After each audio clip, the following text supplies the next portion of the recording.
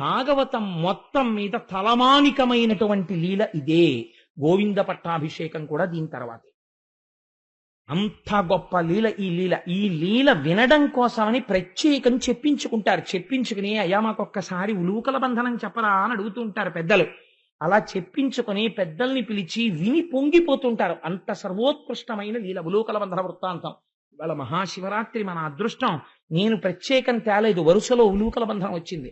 నాకు నిన్న రాత్రిది జ్ఞాపకం వచ్చే పక్కన పెట్టడానికి నువ్వెవరు, వీళ్ళందరికీ ఉలూకల బంధనం చెప్పించాలని ఇవాల్టికి ఆ లీల తెచ్చాను.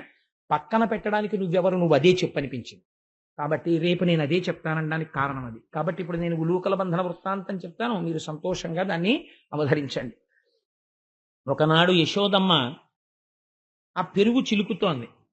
భగవానుడు జన్మించిన తరువాత అక్కడ ఐశ్వర్యం ఎక్కువైపోయింది. ఐశ్వర్యం ఎక్కువైపోవడం అంటే ఎవరికి ఏది ఐశ్వర్యమో అది ఐశ్వర్యం. ఒక బ్రాహ్మణుడు ఉన్నాడు అనుకోండి, ఆయన యందు జ్ఞాన విభూతి విశేషంగా పెరగడం ఆయనకు ఐశ్వర్యం. ఆయన 10 మందిని ఉద్ధరించగలగడం ఆయనకు ఐశ్వర్యం. ఒక వైశ్యుడు ఉన్నాడు అనుకోండి, ఆయన వర్తకం బాగా సాగడం ఆయనకు ఐశ్వర్యం. ఒక ఉద్యోగి ఉన్నాడు అనుకోండి, తన ప్రభువు అధికారి మెచ్చుకునేటట్టుగా తాను పని చేయగలగడం ఆయనకు ఐశ్వర్యం. ఎవరి ఐశ్వర్యం వాళ్ళకి ఆదరణీయం. ఒక బ్రాహ్మణుడు ఉన్నాడు అనుకోండి, ఆయనకి జ్ఞానమునందు అభినవేశం ఉందనుకోండి, ఆయనకి ఉత్సాహం ఉందనుకోండి, ఆయన తెల్లవారు లేవగానే స్నానం చేసి గాయత్రి చేసుకుంటే తప్ప బయటికి రాడు. అలా వాళ్ళు చల్ల చిలికితే వాళ్ళు మామూలుగా చల్ల చిలకరు. చల్ల చిలికే ముందు వాళ్ళు తలస్నానం చేసి చక్కటి పట్టు చీర కట్టుకుని కొప్పులో పువ్వులు పెట్టుకుని ఇక్కడ నుంచి ఇక్కడికి గాజులు వేసుకుని, ఇవన్నీ ఐశ్వర్యాలు. మెడలో మంగళసూత్రం చప్పుడవుతుండగా ఇన్ని గొలుసులు వేసుకుని ఆ పట్టు చీర తీసి ఇలా దోపుకుని చక్కగా ఆ తాడు పట్టుకుని, ఇంట్లో ఆడవాళ్ళకి ఉన్న గమ్మత్తైన శక్తి ఒకటి ఉంటుంది. ఏమిటో తెలుసా అండి? వాళ్ళు వేదప్రోక్తమైనటువంటివి మంత్రబద్ధమైన విషయములే చదవాలని ఏం లేదు. అందుకే ఆడవాళ్లు చదువుకోవడానికి వీలైన రీతిలో ప్రమాదరహితమైన రీతిలో ఉంటాయి కొన్ని కొన్ని. ఇప్పుడు లక్ష్మీ కళ్యాణం మీకు ఇచ్చిన బహుమానం లాంటిది.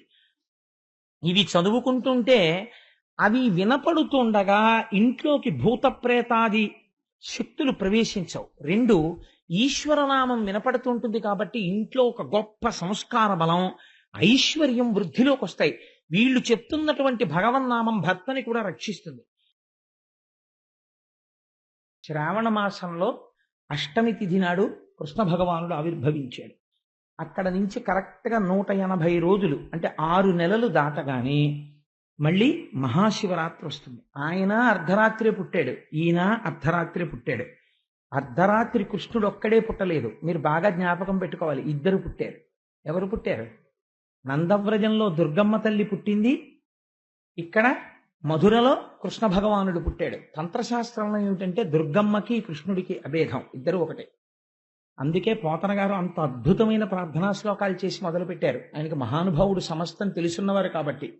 కనుక 2 జన్మించారు కృష్ణాష్టమి నాడు. మహాశివరాత్రి నాడు అర్ధరాత్రి 12 గంటలకి లింగం ఆవిర్భవించింది. లింగం అంటే మనం ఏమనుకుంటామంటే, ఇప్పుడు మనం ఆ లోపల చూసినటువంటి ఒక స్వరూపం ఉంది కదా, అది శివలింగము. నేను దాన్ని తప్పని కానీ, లేకపోతే అది దోషం అండి అలా అనకూడదని కానీ నేను అంటలేదు. కానీ శాస్త్రం అంది, ఆ లింగము అన్న మాటని నువ్వు ఎలా భావన చెయ్యాలో తెలుసా? ఎదురుగుండా శివలింగాన్ని చూసి అభిషేకం ప్రారంభమయ్యే ముందు కళ్ళు మూసుకుని ఒక్కసారి ఏమి చూడాలి నువ్వు అంటే, అలా చూసి ఎవరు అభిషేకం చేస్తారో వాళ్ళ కోరికలు తీరుతాయని చెప్పింది. ఆపాతాళ నభస్థలంత భువన బ్రహ్మాండమా విస్ఫురత్ జ్యోతిస్ఫాటికలింగ మౌళి విలసత్పూర్ణిందు వాంతామృతై. పాతాళలోకం దగ్గర నుంచి చంద్రమండలం వరకు ఎంతవరకు ఇవన్నీ ఉన్నాయో అంతవరకు అంతా ఒక శివలింగాకృతిగా మీరు భావన చేయాలి. చేస్తే ఈ శివలింగానికి పైన మౌళి అంటే ఈ శిరస్సు మీద చల్లటి చంద్రబింబం వెలుగుతోంది. ఏమంటే సూర్యబింబాన్ని చెప్పకూడదు. ఎందుకంటే సూర్యుడు వెలుతురిస్తాడు కానీ తాపాన్ని సృష్టిస్తాడు. ఆ వేడి మనం తట్టుకోలేం. మధ్యాహ్నం 2 గంటలకి సభ పెట్టుకోగలమా? ఆయన తాపాన్ని మనం సహించలేం.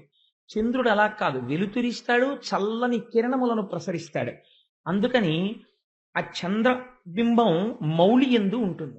ఇది ఘనీభవించినటువంటి అమృత మండలం. ఈ అమృతము స్రవిస్తుంది, కరగి ధారల కింద పడుతుంది శంకరుడి మీద. పడితే ఏమవుతుంది అంటే ఆయన శరీరం అంతా శివలింగ స్వరూపంగా ఉన్నటువంటి పాతాళలోకం నుంచి చంద్రబింబం వరకు ఉన్న శివలింగ స్వరూపం, ఈ బ్రహ్మాండాలన్నీ కలిపి ఒక శివలింగం, దాని ఆకృతి. ఇది ఆ అమృతంతో తడిసిపోయి ఉంటుంది. ఇలా తడిసిపోతే చల్లగా ఉంటుంది ఆ శివలింగం. చల్లగా శివలింగం ఉంటే మీరు ఎప్పుడు శివలింగాన్ని మనస్సులో భావన చేసినా మీరు ఇలా ముట్టుకునేటప్పటికీ చల్లగా ఉన్న శివలింగాన్ని భావన చెయ్యాలి తప్ప పొడారిపోయిన శివలింగాన్ని భావన చేయకూడదు. ఎందుచేత అంటే శివలింగం చల్లగా ఉంటే లోకమంతా చల్లగా ఉంటుంది. అందుకే శివలింగం మీద ధారాపాత్ర కట్టేస్తారు. ఒకవేళ అభిషేకం చెయ్యడానికి ఇంకా అలివి లేక గుడి మూసేసి వెళ్ళిపోతున్నారు అనుకోండి, ధారాపాత్ర కట్టి ఒక సన్నటి దర్భ అందులో పెట్టి వెళ్ళిపోతారు. బొట్టు బొట్టు బొట్టు బొట్టు నీరు దాని మీద పడుతూ ఉంటుంది. పడి ఆ మూర్ధన్య స్థానం నుంచి చింది కిందకి జారుతూ ఉంటుంది. అది ఎప్పుడూ చల్లగా ఉంటుంది శివలింగం. శివలింగం చల్లగా ఉంటే లోకమంతా చల్లగా ఉంటుంది. కాబట్టి ఆపాతాళన భస్తలంత భువన బ్రహ్మాండమా విస్ఫురత్ జ్యోతిస్ఫాటికలింగ. ఇది గమ్మత్తు. మనం ఏమంటాం, జ్యోతిర్లింగములు అని పిలుస్తూ ఉంటాం. ద్వాదశ జ్యోతిర్లింగములండి. సౌరాష్ట్రే సోమనాథంచ, శ్రీశైలే మల్లికార్జునం, ఉజ్జయిన్యాం వైద్యనాథంచ అని వరుసగా 12 జ్యోతిర్లింగాల పేర్లు చెప్తాం. జ్యోతిర్లింగములని మీరు అంటున్నారు కదా. శ్రీశైల మల్లికార్జునుడి దగ్గరికి నేను వెళ్ళాను అనుకోండి, శ్రీశైల మల్లికార్జున లింగమును ముట్టుకుంటే అదేం కాలదే, అది జ్యోతి ఎందుకైంది? అది శివలింగమే కదా అక్కడ ఉన్నది, దాన్ని జ్యోతిర్లింగం అని ఎందుకన్నారు? మరి ఈ 12 జ్యోతిర్లింగాలు అయితే మరి మిగిలినవి ఏ లింగాలు? అవి జ్యోతిర్లింగాలు కావా? ఇవి 12 జ్యోతిర్లింగాలు అనడానికి కారణం ఏమిటి? ఏదైనా ప్రత్యేక కారణంగా? జ్యోతి అంటే వెలుగు, దీపం కదా. అది జ్యోతి అని మీరు పిలుస్తున్నారా లింగాన్ని అంటే దాని యందు అంతర్గతంగా ఏమైనా జ్యోతి స్వరూపం ఏమైనా ఉందా? ఎవరైనా చూశారా అక్కడ దీపం వెలుగుతూ?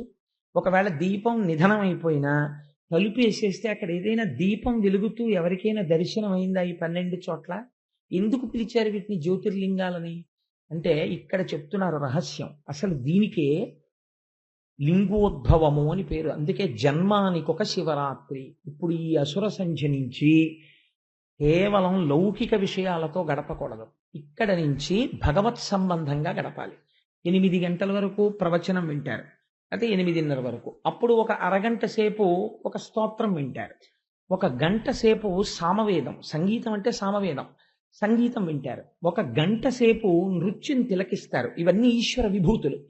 అప్పుడు అరుణాచలేశ్వరుణ్ణి స్క్రీన్ మీద చూస్తారు. 12 గంటలకి తెర తీస్తారు.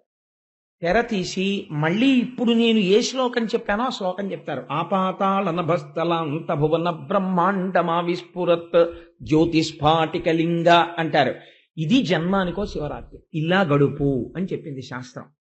ఎందుకు ఈ జ్యోతిర్లింగం వచ్చింది అంటే మీకు జ్యోతి అవసరం ఎప్పుడు ఉంటుంది? దీపం అవసరం. జ్యోతి అంటే దీపం. దీపం అవసరం ఎప్పుడు అంటే మనం పూజ చేసేటప్పుడు దీపం పెడతాం, అది వేరు.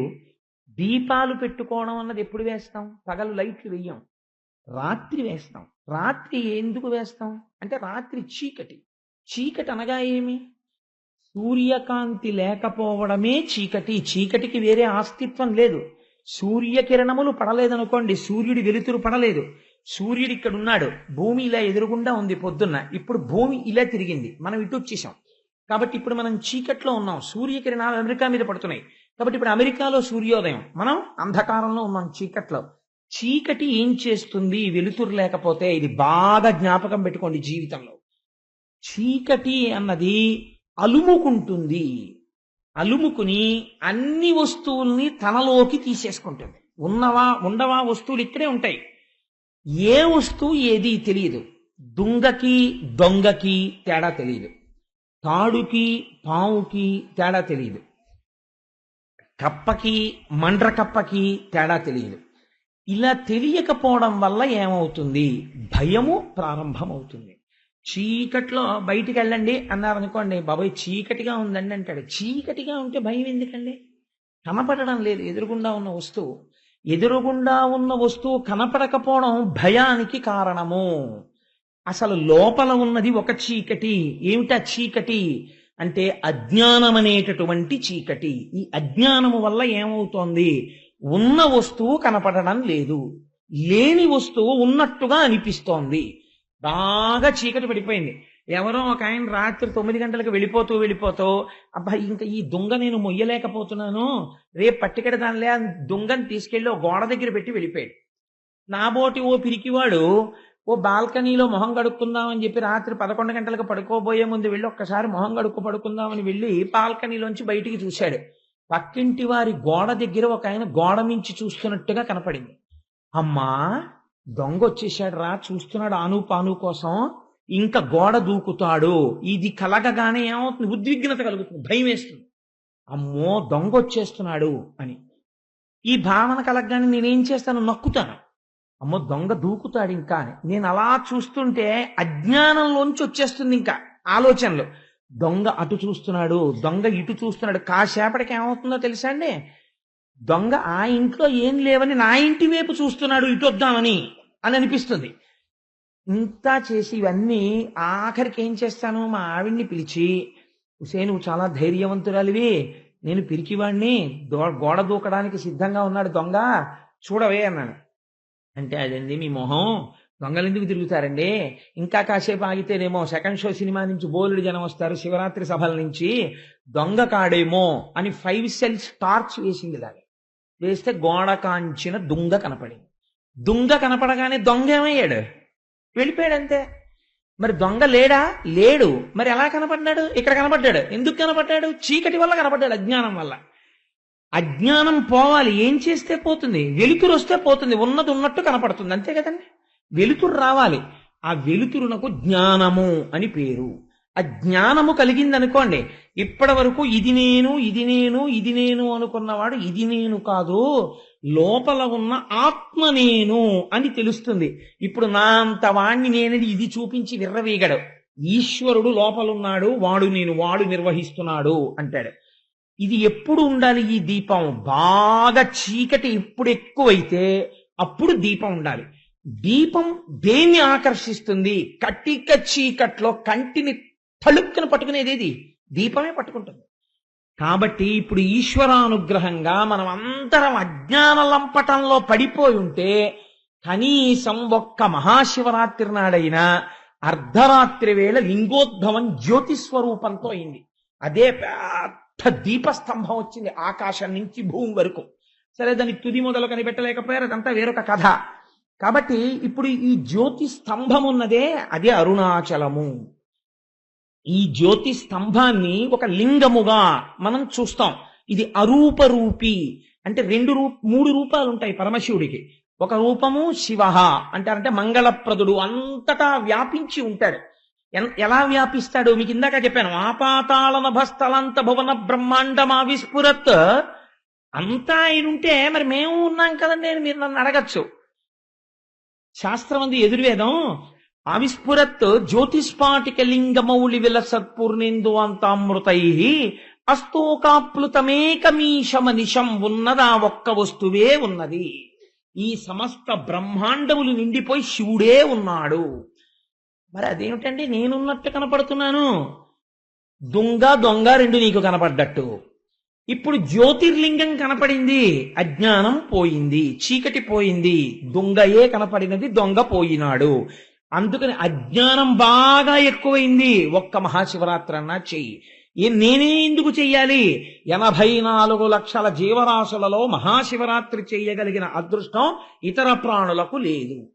ఒక కుక్కకి ఇవాళ లింగోద్భవం అవుతుంది, సాయంకాలం నుంచి మనం ఇలా కూర్చోవాలి, 12 గంటలకి ఇక్కడ తెర తీసి శివలింగం చూపించగానే హర హర మహాదేవ శంభో శంకర నరుస్తూ ఆ అభిషేకాన్ని చూసి తీర్థం తీసుకుని వెళ్ళి పడుకోవాలి అని దానికి తెలియదు. అది రాలేదు, తీసుకోలేదు. ఎవరు తీసుకోగలరో? ఒక్క మనుష్యుడు తీసుకోగలడు. అందుకని ఈ జన్మకి ఏది సాఫల్యత? ఏది చేసినా చేయకపోయినా ఒక్క శివరాత్రి నువ్వు అలా చెయ్యి. అలా చెయ్యకపోతే ఈ జన్మ వృధా అయిపోయినట్టే. కాబట్టి ఏమైంది? అలా నువ్వు శివుణ్ణి ఆరాధన చేస్తే జ్ఞానమే కాదు, దానితో పాటు జాయేత్ ఈప్సిత సిద్ధయే, నీ కోర్కెలన్నీ తీరిపోతాయి.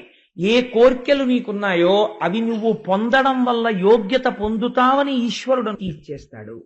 తీర్చేసి పిల్లాడికి బాగా దగ్గుగా ఉంటుంది, నువ్వులు గుండా అన్నం తింటానంటాడు, అమ్మ పెట్టదు. అంటే అమ్మ కఠినరాలా కాదు, పెట్టకపోవడంలో అమ్మ సౌజన్యం ఉంది, జబ్బు పడిపోకుండా చూస్తోంది. అలా ఒక్కొక్క నాడు మీ కోరిక తీర్చకపోవచ్చు, మీకు ఇప్పుడు తెలియదు. కానీ ఆ కోరిక ఎందుకు తీర్చలేదు ఈశ్వరుడు అన్నది తరువాతి కాలంలో తెలుస్తుంది. నా దగ్గరికి ఒకరిద్దరు ఒకానొక సమయంలో వచ్చారు. వచ్చి వాళ్ళకు ఒక కోరిక తీరకపోతే, కోటేశ్వరారు మాకు ఈ కోరిక తీరలేదండి, మీరేమో భగవంతుడు అంటారు, అదంటారు, ఇదంటారు, మేము ఇన్ని నమస్కారాలు పెట్టుకుని వెళ్ళాం, ఆ కోరిక తీరలేదండి మాకు అన్నారు. అంటే నేను అన్నాను, వాళ్ళు ఈ సభలో ఉన్నారు అందుకని నేను చెప్పట్లేదు, బాగుండదు వాళ్ళు బాధపడతారు. అంటే నేను అన్నాను, ఏమండి మీరు కోరిక తీరలేదని బాధపడుతున్నారు, బాధపడకండి, ఈశ్వరుడు ఎందుకు తీర్చలేదో ఒకనాడు తెలిసిన తరువాత మళ్ళీ మీరే నా దగ్గరికి వచ్చి ఈశ్వరుడు ఈ కోరిక తీర్చకపోవడం ఎంత మంచిదైందో అని చెప్తారండి అన్నాను. వాళ్ళు ఖచ్చితంగా 3 నెలల్లో వచ్చారు. కోటేశ్వరారు నిజంగా మేము కానీ ఆనాడు ఆ కోరిక తీరి మేము అనుకున్న చోట ఉండి ఉంటే మేము అత్యంత సంక్లిష్టమైన స్థితికి వెళ్ళి ఉండేవారం, వెళ్ళకపోవడం ఎంత మంచిదైందో, ఈశ్వరానుగ్రహం తీర్చకపోవడంలో ఉందని ఇప్పుడు తెలుసుకున్నామండి అన్నారు. కాబట్టి మనకేం తెలుస్తుంది, ఒక్కొక్క నాడు కోరిక తీరకపోవడంలో అనుగ్రహం ఉంటుంది. కాబట్టి అలా చూడాలి ఈశ్వరానుగ్రహాన్ని. కాబట్టి ఈప్సిత సిద్ధయే, భగవంతుడు మిమ్మల్ని వృద్ధిలోకి తెచ్చే కోరికలు కల్పించి మరీ తీరుస్తాడు. అటువంటి జ్యోతిర్లింగము ఏది ఉన్నదో ఆ శివలింగమును దర్శనము చేయుట, దానికి మహాశివరాత్రి అని పేరు. ఇంకా ఇంతకన్నా నేను ఇవాళ మహాశివరాత్రి గురించి విశ్లేషణ చేయవలసిన అవసరం ఉంది అని నేను అనుకోవట్లేదు. ఎందుకంటే ఇంకా తర్వాత మనం ఎలాగో ఈ సభలో అంతా అదే కదా జరపబోయేది. అందుకని మీకు ఆశ్చర్యం వేయొచ్చు, ఏమండి మీరేమో నిన్న సాయంకాలం వరకు భాగవతం చెప్పినప్పుడు కృష్ణుడే అన్ని కృష్ణుడే అన్ని కృష్ణుడే అన్ని అన్నారు. మీరేమో ఇవాళ సాయంకాలం కూర్చుని ఇప్పుడు ఈ అరగంటనేమో మళ్ళీ శివుడే అన్ని శివుడే అన్ని శివుడే అన్ని అన్నారు. మళ్ళీ అదిగో పుస్తకం తీస్తున్నారు, మళ్ళీ మొదలెట్టి మళ్ళీ కృష్ణుడే అన్ని కృష్ణుడే అన్ని అంటారు. పొద్దున్నేమో మళ్ళీ దేవీ నవరాత్రులు వచ్చేటప్పటికి అమ్మవారే అన్ని అమ్మవారే అన్ని అమ్మవారే అన్ని అంటారు. మీ నాలికకి నరం లేదా, ఏమిటంటే అలా అంటారు అని మీరు అనుకోవచ్చు. మీరు ఒకటి జ్ఞాపకం పెట్టుకోండి, అన్ని పురాణములకు కర్త వ్యాసుడు. ఎందుకు అలా చెప్తారంటే మీ మనస్సు దేని యందు తొందరగా లగ్నం అవుతుందో దాన్ని పరబ్రహ్మంగా చూడమని. దానివల్ల నేను దాన్ని కృష్ణుడు అన్నాను అనుకోండి, ఉన్న ఒక పరబ్రహ్మ అబ్బాయి కుర్తాలాల్చి వేసుకున్నాడు, ఒరే నాన్న నీకు కుర్తాలాల్చి చాలా బాగుందిరా అని నేను కౌగిలించుకున్నాను. నా భార్య చూసి, ఒరే నీకు కుర్తాలాల్చి బాగోలేదురా, ఏమిట్రా అప్పుడే ఏదో 50 ఏళ్ళు వచ్చేసిన వేళ కుర్తాలాల్చి వేసుకున్నావు అందనుకోండి. అంటే అంతవరకు పర్వాలేదు. కానీ కుర్తాలాల్చి వేసుకుంటావా, నా కంటికి నువ్వు నచ్చలేదని కొట్టేసి తిట్టేసింది అనుకోండి మా ఆవిడ, ఏమైనా అర్థం ఉందా అందులో? నచ్చకపోతే పోనీ వదిలిపెట్టేసి, దాని గురించి పెద్ద సమస్య లేదు, నీకు ఏది నచ్చిందో ఆరాధన చేయి, అదేంటి. కానీ అది నా కొడుకే అని అంగీకరించగలగాలి. నువ్వు కేవలం వేషధారణ చేత చూసి కుర్తాలాల్చి వేసుకుంటే కొట్టేసి పంచె కట్టుకుంటే కౌగిలించేసుకుంటే అదో అజ్ఞానం అంతే.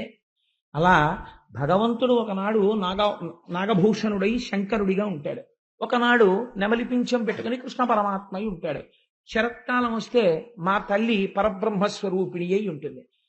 ఇన్ని రూపాలుగా ఇన్ని రకాలుగా ఆ వృత్తాంతాల్ని తలుచుకుని పొంగిపోవడానికి నాకు అవధులు ఎందుకు ఉండాలి? నేను అన్నీ చూసుకుని పొంగిపోతాను. ఒక్క బెల్లం తీపే, కానీ ఒక్క బెల్లం గడ్డ తినేస్తే వదిలిపోదా? బొబ్బట్టు చేసుకోవాలి, కాజా చేసుకోవాలి, జిలేబీ చేసుకోవాలి, ఎందుకు ఇన్ని రకాలు తీపి అంటే ఆ బెల్లం తీపినే ఇన్ని రకాలుగా అనుభవించడంలో వాళ్ళు 4 స్వీట్లు వేశారండి పెళ్లిలో అంటారు. 4 స్వీట్లలో ఏమున్నది? స్వీటే ఉన్నది. బెల్లం గడ్డలు వేస్తే పోలా అంటే 4 స్వీట్లుగా ఉంటే అదో అభ్యున్నతి. అబ్బో 4 స్వీట్లు వేశారండి అంటాం.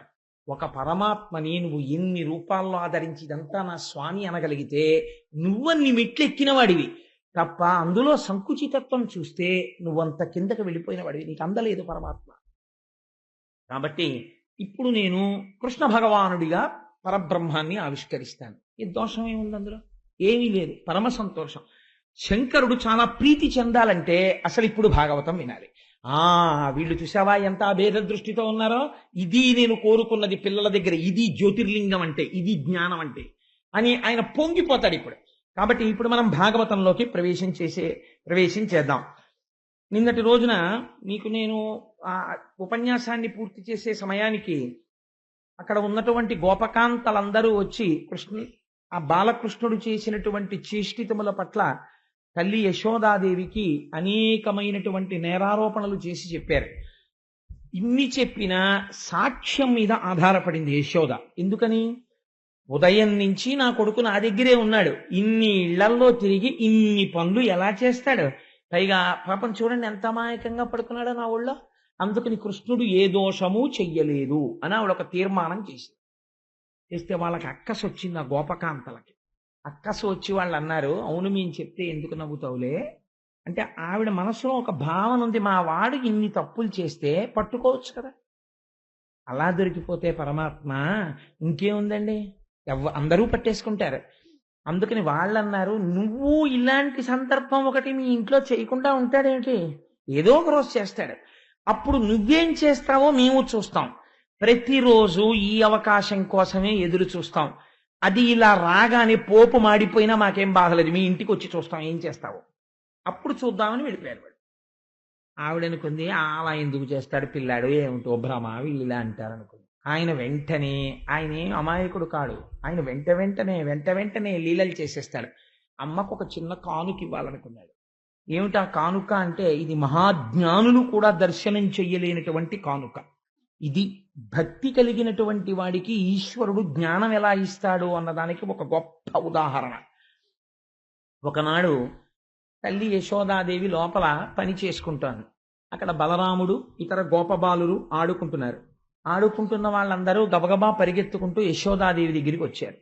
వచ్చి, అమ్మా నువ్వు ఎన్నో మాటలు చెప్పావు కదా అమ్మా కృష్ణుడికి, ఒరే మట్టి తినకూడదని చెప్పావు కదా, తమ్ముడు మళ్ళీ మేము చెప్పినా సరే వినకుండా మట్టి తినేస్తున్నాడమ్మా అన్నాడు.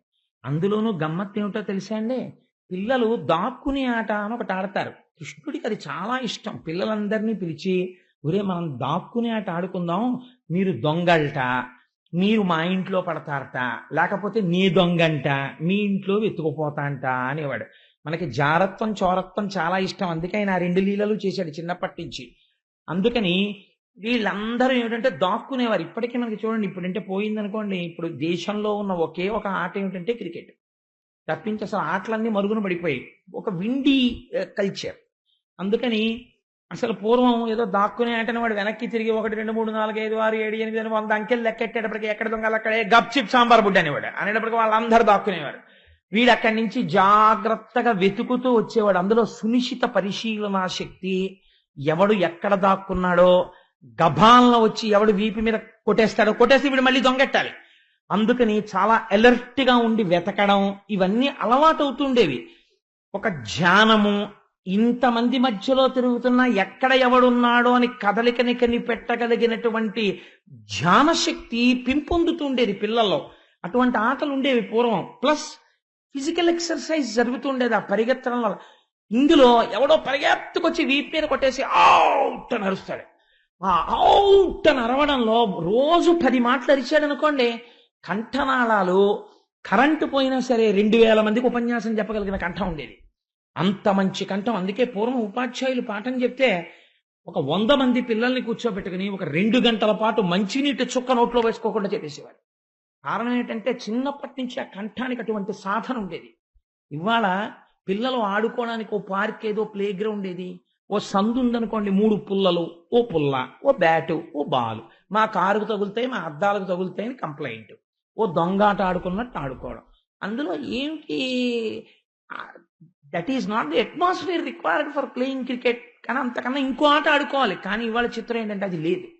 లేకపోవడంలో చాలా ట్రబుల్స్ వస్తున్నాయి, చాలా అనారోగ్యాలు, చాలా మందికి థ్రోట్ కి సంబంధించినటువంటి ప్రాబ్లమ్స్. ఎందుకంటే చిన్నతనంలో అలా అరవక, అలా ఆడక. కాబట్టి కృష్ణ పరమాత్మ చక్కటి ఆటలు ఆడుతున్నారు. ఆడుతుంటే దొంగాట ఆడేటప్పుడు ఈయనకు మంచి సావకాశం ఉండేది. అందరూ దాక్కుంటారు కదా, ఈయన కూడా దాక్కునేవాడు. ఎక్కడో దాక్కుని ఇప్పుడు ఎవరు దగ్గరికి రారు, ఎక్కడున్నవాడు అక్కడే దాక్కోవాలి. అందుకని ఈయన ఒక్కడూ కూర్చుని మట్టి తీసి నోట్లో పోసుకుంటూ ఉండేవాడు. కారణం ఏంటంటే ఆ భూకాంత ఎంత పొంగిపోయిందో ఇక్కడ కాదు, ప్రథమ స్కంధంలో చెప్తారు దాన్ని. ఆవిడ చెప్పుకుంది, ఒకనాడు ఆ శ్రీలలనీశుడు ఆ స్వామి ఈ భూమి మీద నడిచాడు. నేను అదృష్టవంతురాల్ని, ఇవాళ అవతారం లేదంటుంది కృష్ణావతారం తర్వాత. అలా ఆ భూకాంత పొంగిపోవడం కోసమని ఆ మట్టి తీసి ఆయన నోట్లో పోసుకునేవాడు. ఈలోగా అక్కడెక్కడో దాక్కున్నవాడు ఇలా చూశాడు కృష్ణుడు నోట్లో మట్టి పోసుకోవడం. పిల్లలకి ఎంత సరదాగా ఉంటుందంటే పక్కవాడు ఏదైనా దొరికితే వెళ్ళి వాళ్ళ అమ్మా నాన్నకి చెప్పాలి. అందుకని బలరాముడికి చెప్పారు, ఒరే బలరామా బలరామా, మీ తమ్ముడు మట్టి తినేస్తున్నాడు రా. ఈయన అని పెట్టుకుని నిలబడ్డాడు. నిలబడితే ఇంకా అనుమానం ఎక్కువైపోతుంది కదా, మట్టి తినేశాడని. కాబట్టి అందరూ కలిపి ఇది చెయ్యట్టుకుని లాక్కుంటూ యశోద దగ్గరికి తీసుకెళ్లారు. యశోద అదృష్టమే అదృష్టం అండి. నిజంగా జీవితంలో యశోద లాంటి జన్మ ఉన్న వాళ్ళు అరుదు. అందుకే యశోద చాలా గొప్ప పేరు. ఆ పేరు కూడా భగవంతుడు అందుకే అలా పెట్టాడేమో ఆవిడికి. అసలు యశోద 3 అక్షరాల పేరు, ఆడవాళ్ళు పెట్టుకోవడానికి యోగ్యమైన పేరు. అసలు చాలా చోట్ల ఇవాళ ఆ పేరే లేదు. ఆశ్చర్యం, చాలా మంది యశోద అన్న పేరే పెట్టుకోవట్లేదు ఇప్పుడు. అందుచేత ఆ యశోద దగ్గరికి పరమాత్మ వెడితే ఆవిడంది, మన్నీటికి బచ్చింతువు మన్నియమము లేల మన్నింపవు అన్నయు సకులను చెప్పెద రన్నామన్నేల వేరు పదార్థము లేదే. ఎరా కృష్ణ, ఎన్ని మాటలు చెప్పాను నీకు మట్టి తినద్దని అంటే ఆవిడ వెంటనే నమ్మేసింది. వీళ్ళందరూ చెప్పారు కాబట్టి. ఆయన ఏం తక్కువవాడు కాడు, తిన్నాడు. కాబట్టి మన్నీటికి బచ్చింతువు, మంది ఎందుకు తింటున్నావు? నేను ఇంతకుముందు నీకు ఎన్నో మాటలు చెప్పాను. ఈ లీలకున్న గొప్పతనం ఏమిటో తెలుసా అండి? యశోద యొక్క అదృష్టాన్ని ఆవిష్కరిస్తోంది ఈ లీల. ఇది మీరు బాగా గుర్తుపెట్టుకోవాలి. తల్లి పిల్లల్ని ఇలా అడిగేటప్పుడు ఇలా చేతులు కట్టుకుని మన్నీటికి బచ్చింతువు అని అడగదు కదా. ఒరే మన్ని ఎందుకు తింటున్నావురా అని అడగవలసి వచ్చింది అనుకోండి, అమాంతం పిల్లాన్ని ఇలా రెక్క పెట్టుకుని ఏరా మన్ని ఎందుకు తిన్నావు అంటుంది. ఇలాగా ఇలా చూపించడమే పరమాత్మ దగ్గర.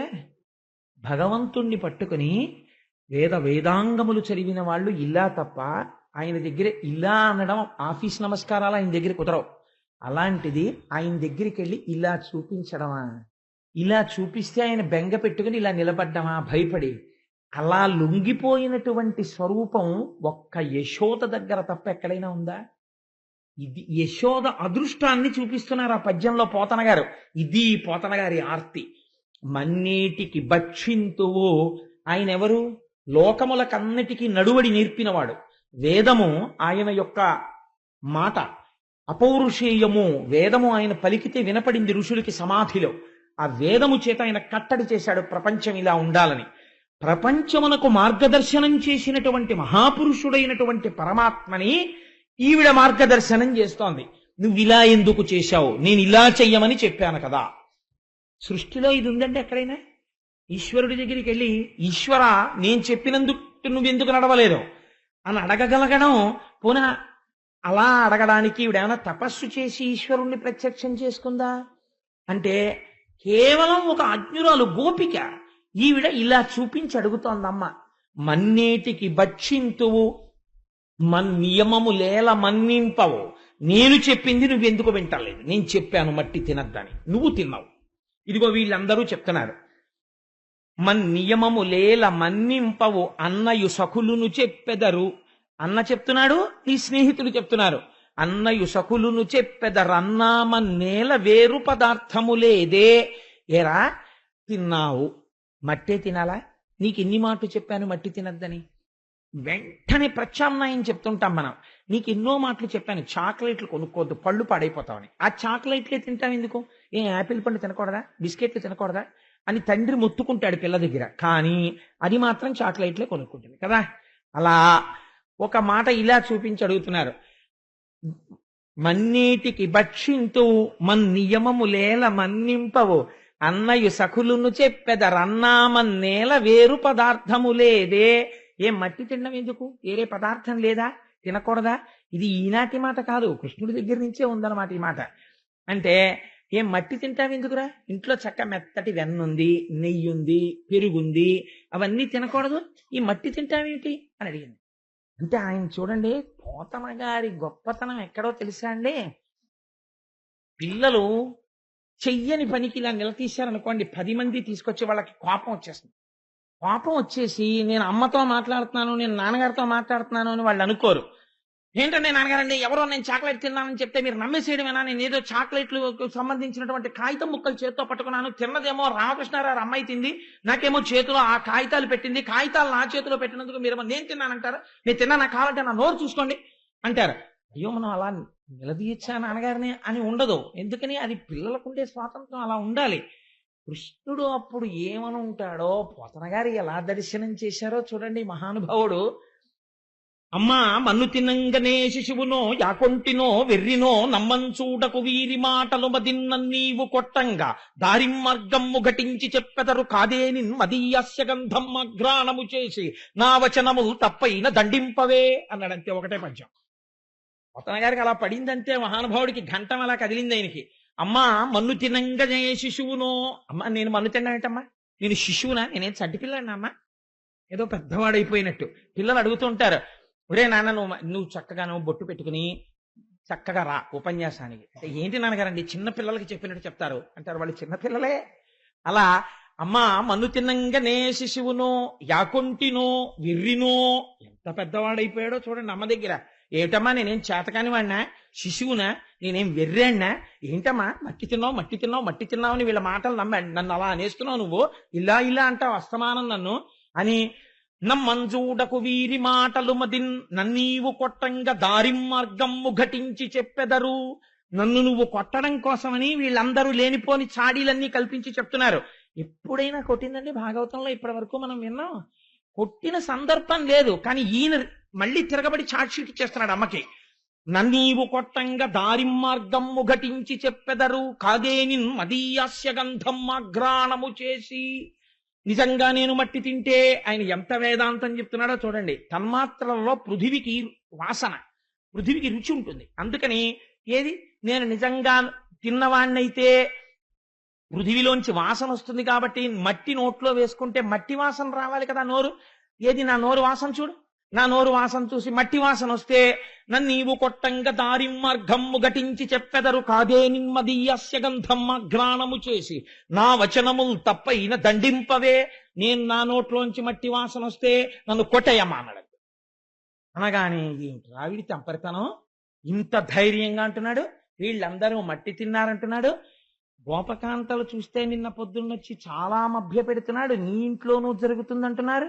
అసలు ఇవాళ తేల్చేసుకోవాలి. వీడే మార్గం కూడా చెప్పేస్తున్నాడు కదా. మట్టి తింటే నా నోరు చూడంటున్నాడు కదా అని. పాపం ఆ పిచ్చి తల్లి యశోదమ్మంది, అయితే తెరు నోరు.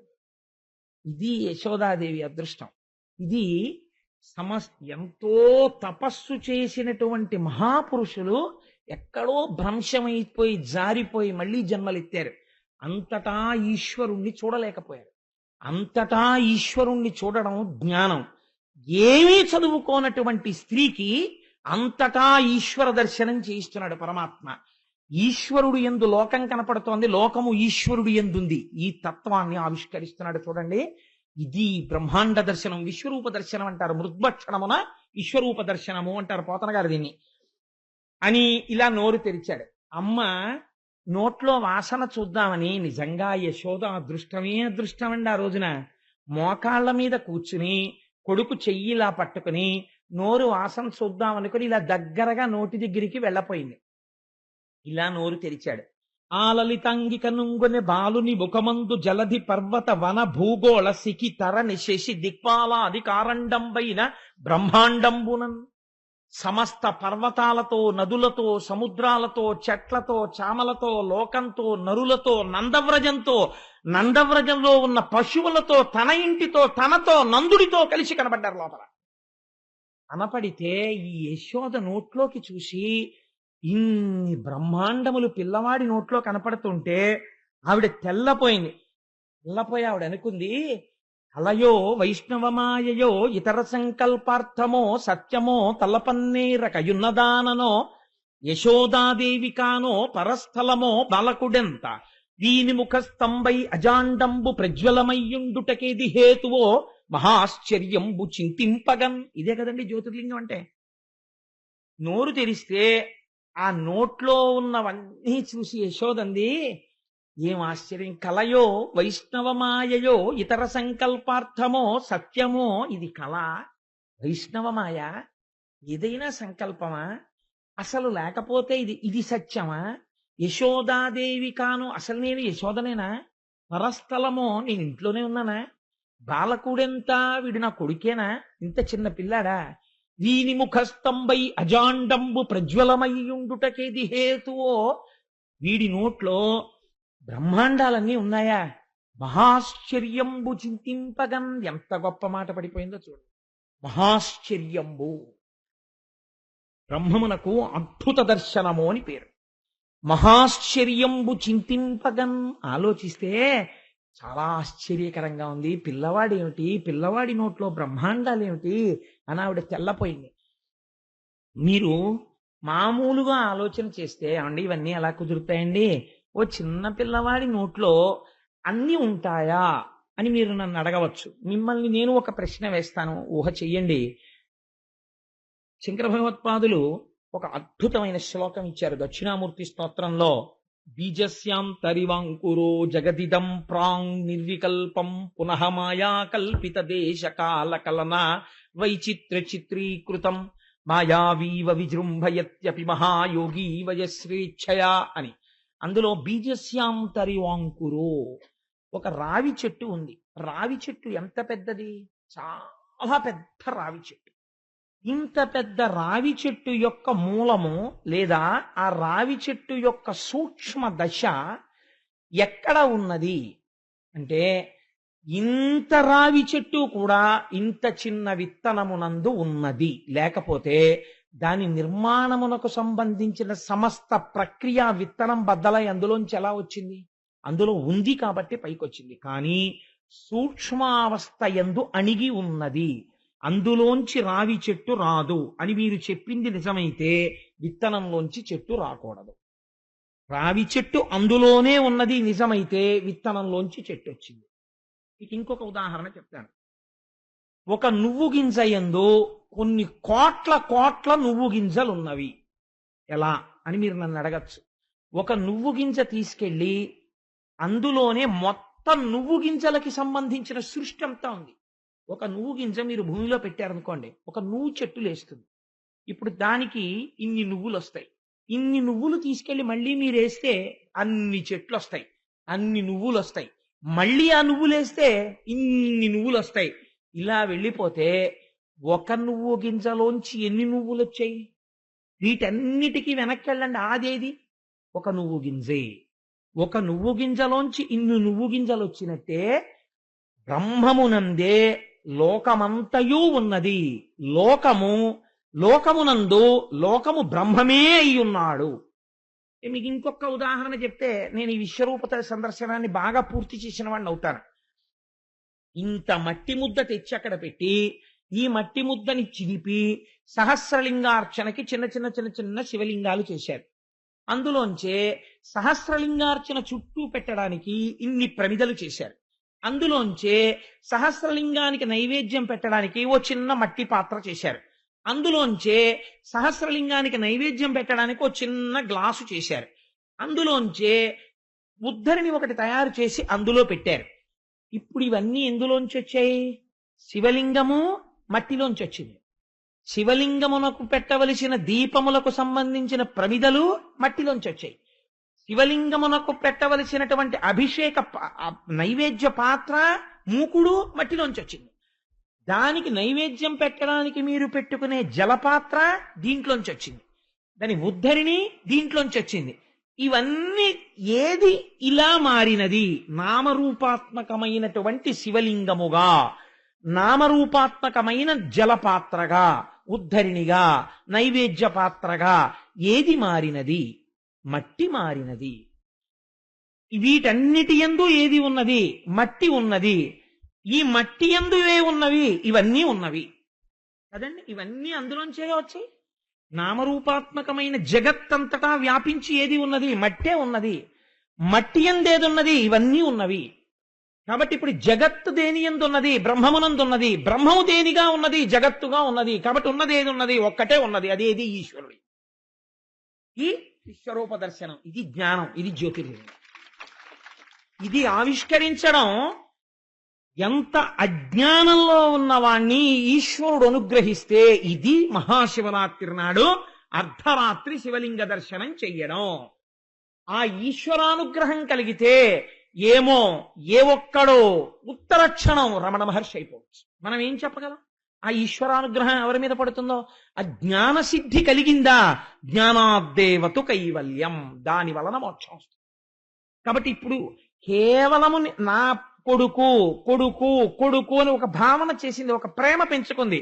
ఈ ప్రేమ భక్తి తెలిసి పెంచుకుందా? అక్కర్లేదు. తెలియకుండా ప్రేమించిన ఈశ్వరుణ్ణి ప్రేమించింది. ఈ భక్తికి పర్యవసానమేమి? జ్ఞానమే. ఇదే విశ్వరూప సందర్శనము. అయితే ఇక్కడ పరమాత్మ ఒకటి అనుకున్నారట, అమ్మ ఇలా జ్ఞానంతో ఉండిపోయి అమ్మ బాగా లోకములో బ్రహ్మమును చూసేస్తే ఇంకా అమ్మ నాకు అమ్మగా ఉండగలదా ఉండలేదా? కాబట్టి మళ్ళీ వైష్ణవ మాయ కప్పాలి అంటే మళ్ళీ లోకాన్ని చూడాలి, బ్రహ్మాన్ని మర్చిపోవాలి. కాబట్టి ఏం చేశాడు? ఒక్కసారి ఉపసంహారం చేశాడు ఆ జ్ఞానాన్ని. అంతే, ఆవిడ అమ్మ అయిపోయింది, ఈయన కృష్ణుడు అయిపోయాడు, కొడుకు అయిపోయాడు. ఉపన్యాసం అయిపోగానే మళ్ళీ మీరు మీరే, నేను నేనే అని ద్వైతంలోకి వెళ్ళిపోయినట్టు. కాబట్టి ఏమైపోయింది? ఏకకాలమునందు మళ్ళీ మాయని ప్రసరింపచేసినాడు.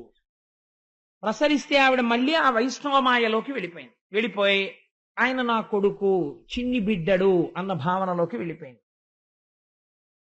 ఇంత చిత్రంగా కొడుకుని నా పిల్లవాడే నా పిల్లవాడే అని ఇంత లీల చేసిన వాడు ఎంత అమాయకత్వం నటిస్తాడో తెలుసా అండి? ఇది వైష్ణవమాయ అంటే, ఇది పరమాత్మ యొక్క అనుగ్రహం అంటే ఎంత చిత్రంగా ఉంటుందో చూడండి. ఆయన లీల ఇన్ని చేసిన తర్వాత అమ్మకి ఎక్కడో ఇవాళ పొద్దున్న వీడి నోట్లో ఏదో చూసినట్లు గుర్తు, ఏమిటో ఏదో పులకరింత కింద ఉంది, పులకరింత కింద ఉంది అంటే దీన్ని బాగా తీసేయాలనుకున్నాడు. రాత్రి అన్నం పెడుతోంది. అన్నం పెడుతున్నప్పుడు పిల్లవాడికి అన్నం చేతిలోనో కాల్లోనో పెట్టగా నోట్లో పెడతారు. అందుకని ఆయన అస్తమానం నోరు తెరుస్తున్నాడు, అమ్మ నోట్లో అన్నం పెడుతోంది. ఇన్ని మాటలు నోరు తెరుస్తున్నా, ఇన్ని మాటలు అన్నం పెడుతున్నా ఆవిడికి అసలు జ్ఞాపకమే లేదు ఈ నోట్లోనే నేను బ్రహ్మాండాలు చూశానని. ఈయన ఎంత అమాయకత్వం ప్రదర్శించాడో తెలుసా అండి? కొంచెం అన్నం తిని పిల్లలందరూ చేసే పనే ఇంకా నాకు చాలని ఇలా ఇలా ఇలా ఇలా మూతి తిప్పేస్తుంటారు. అమ్మ ఇలా ఇలా ఇలా ఇలా పట్టుకెడుతుంటే ఇలా ఇలా ఇలా ఇలా ఇలా మూతి తిప్పేస్తే ఆఖరికి ఇలా పట్టుకుని ఇలా నోట్లో పెట్టేసి ఇలా మూతి తుడిచేస్తుంది. ఆ తిన్న గోరు ముద్దలు కదండి ఇవాళ ఇంతంత శరీరాలు అయ్యాయి. ఎంత ప్రేమ ఉందా పెట్టడంలో. జన్మాంతరంలో మళ్ళీ ఇంకా అలాంటి ఐశ్వర్యం కలుగుతుందా? ఆనాడు అమ్మ దగ్గర కూర్చుంటే అమ్మ ఎడం చేత్తో ఇలా పట్టుకుని నోట్లో ఇలా పెరుగన్నం పెట్టి ఇలా అమ్మ కుడి చేత్తో మూతి తుడి చేసినటువంటి ఆ క్షణం అమృతాన్ని తాగిన క్షణం అది కదా.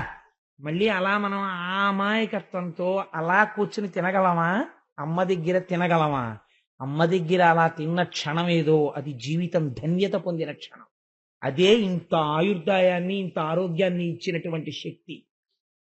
కాబట్టి యశోదమ్మ కూడా అలాగే పెడుతోంది. నోట్లో పెడుతుంటే మూతి అని బిగించి నోరు ఇలా ఇలా ఇలా తిప్పేస్తున్నాడు. తిప్పేస్తుంటే ఆవిడంది, ఉరై నీకు నేను పెరుగన్నం కమ్మగా కలిపి వెన్నముద్ద నంచి పెడుతుంటే మూతి ఇలా మూసేసి నేను తిన్నని ఇలా ఇలా తిప్పేస్తున్నా. అవును, అన్నం పెడితే ఎందుకు సహిస్తుంది నీకు? నీకు అన్నం అక్కర్లేదు. ఏం చేస్తానో తెలుసా?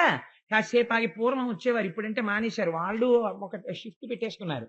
పూర్వం రాత్రి 9 గంటలకు వచ్చేవారు. వచ్చి అమ్మా మాధవ కబళం తల్లి అనేవారు. ఇంటి ముందు నుంచి మా చిన్నతనంలో ఏలూరులో వస్తుండేవారు. అంటే ఇళ్లలో అన్నం తినేసిన తర్వాత మాధవ కబళం కోసం వస్తాడరా అని ఒక సంస్కృతి అలవాటు చేసేవారు. వాడికి కూడా పెట్టాలి, లేకపోతే వాడికి అన్నం తినకపోతే నిద్ర పట్టదు. అందుకే జాగరణ చేస్తే పేదవాడి కష్టం తెలుస్తుంది. అన్నం తినలేదనుకోండి నిద్ర పట్టదు వాడికి రాత్రి. అందుకని వేరే వాడికి ఒక ముద్ద ఉంచండి అని చెప్పి కాస్త ఉంచేవారు.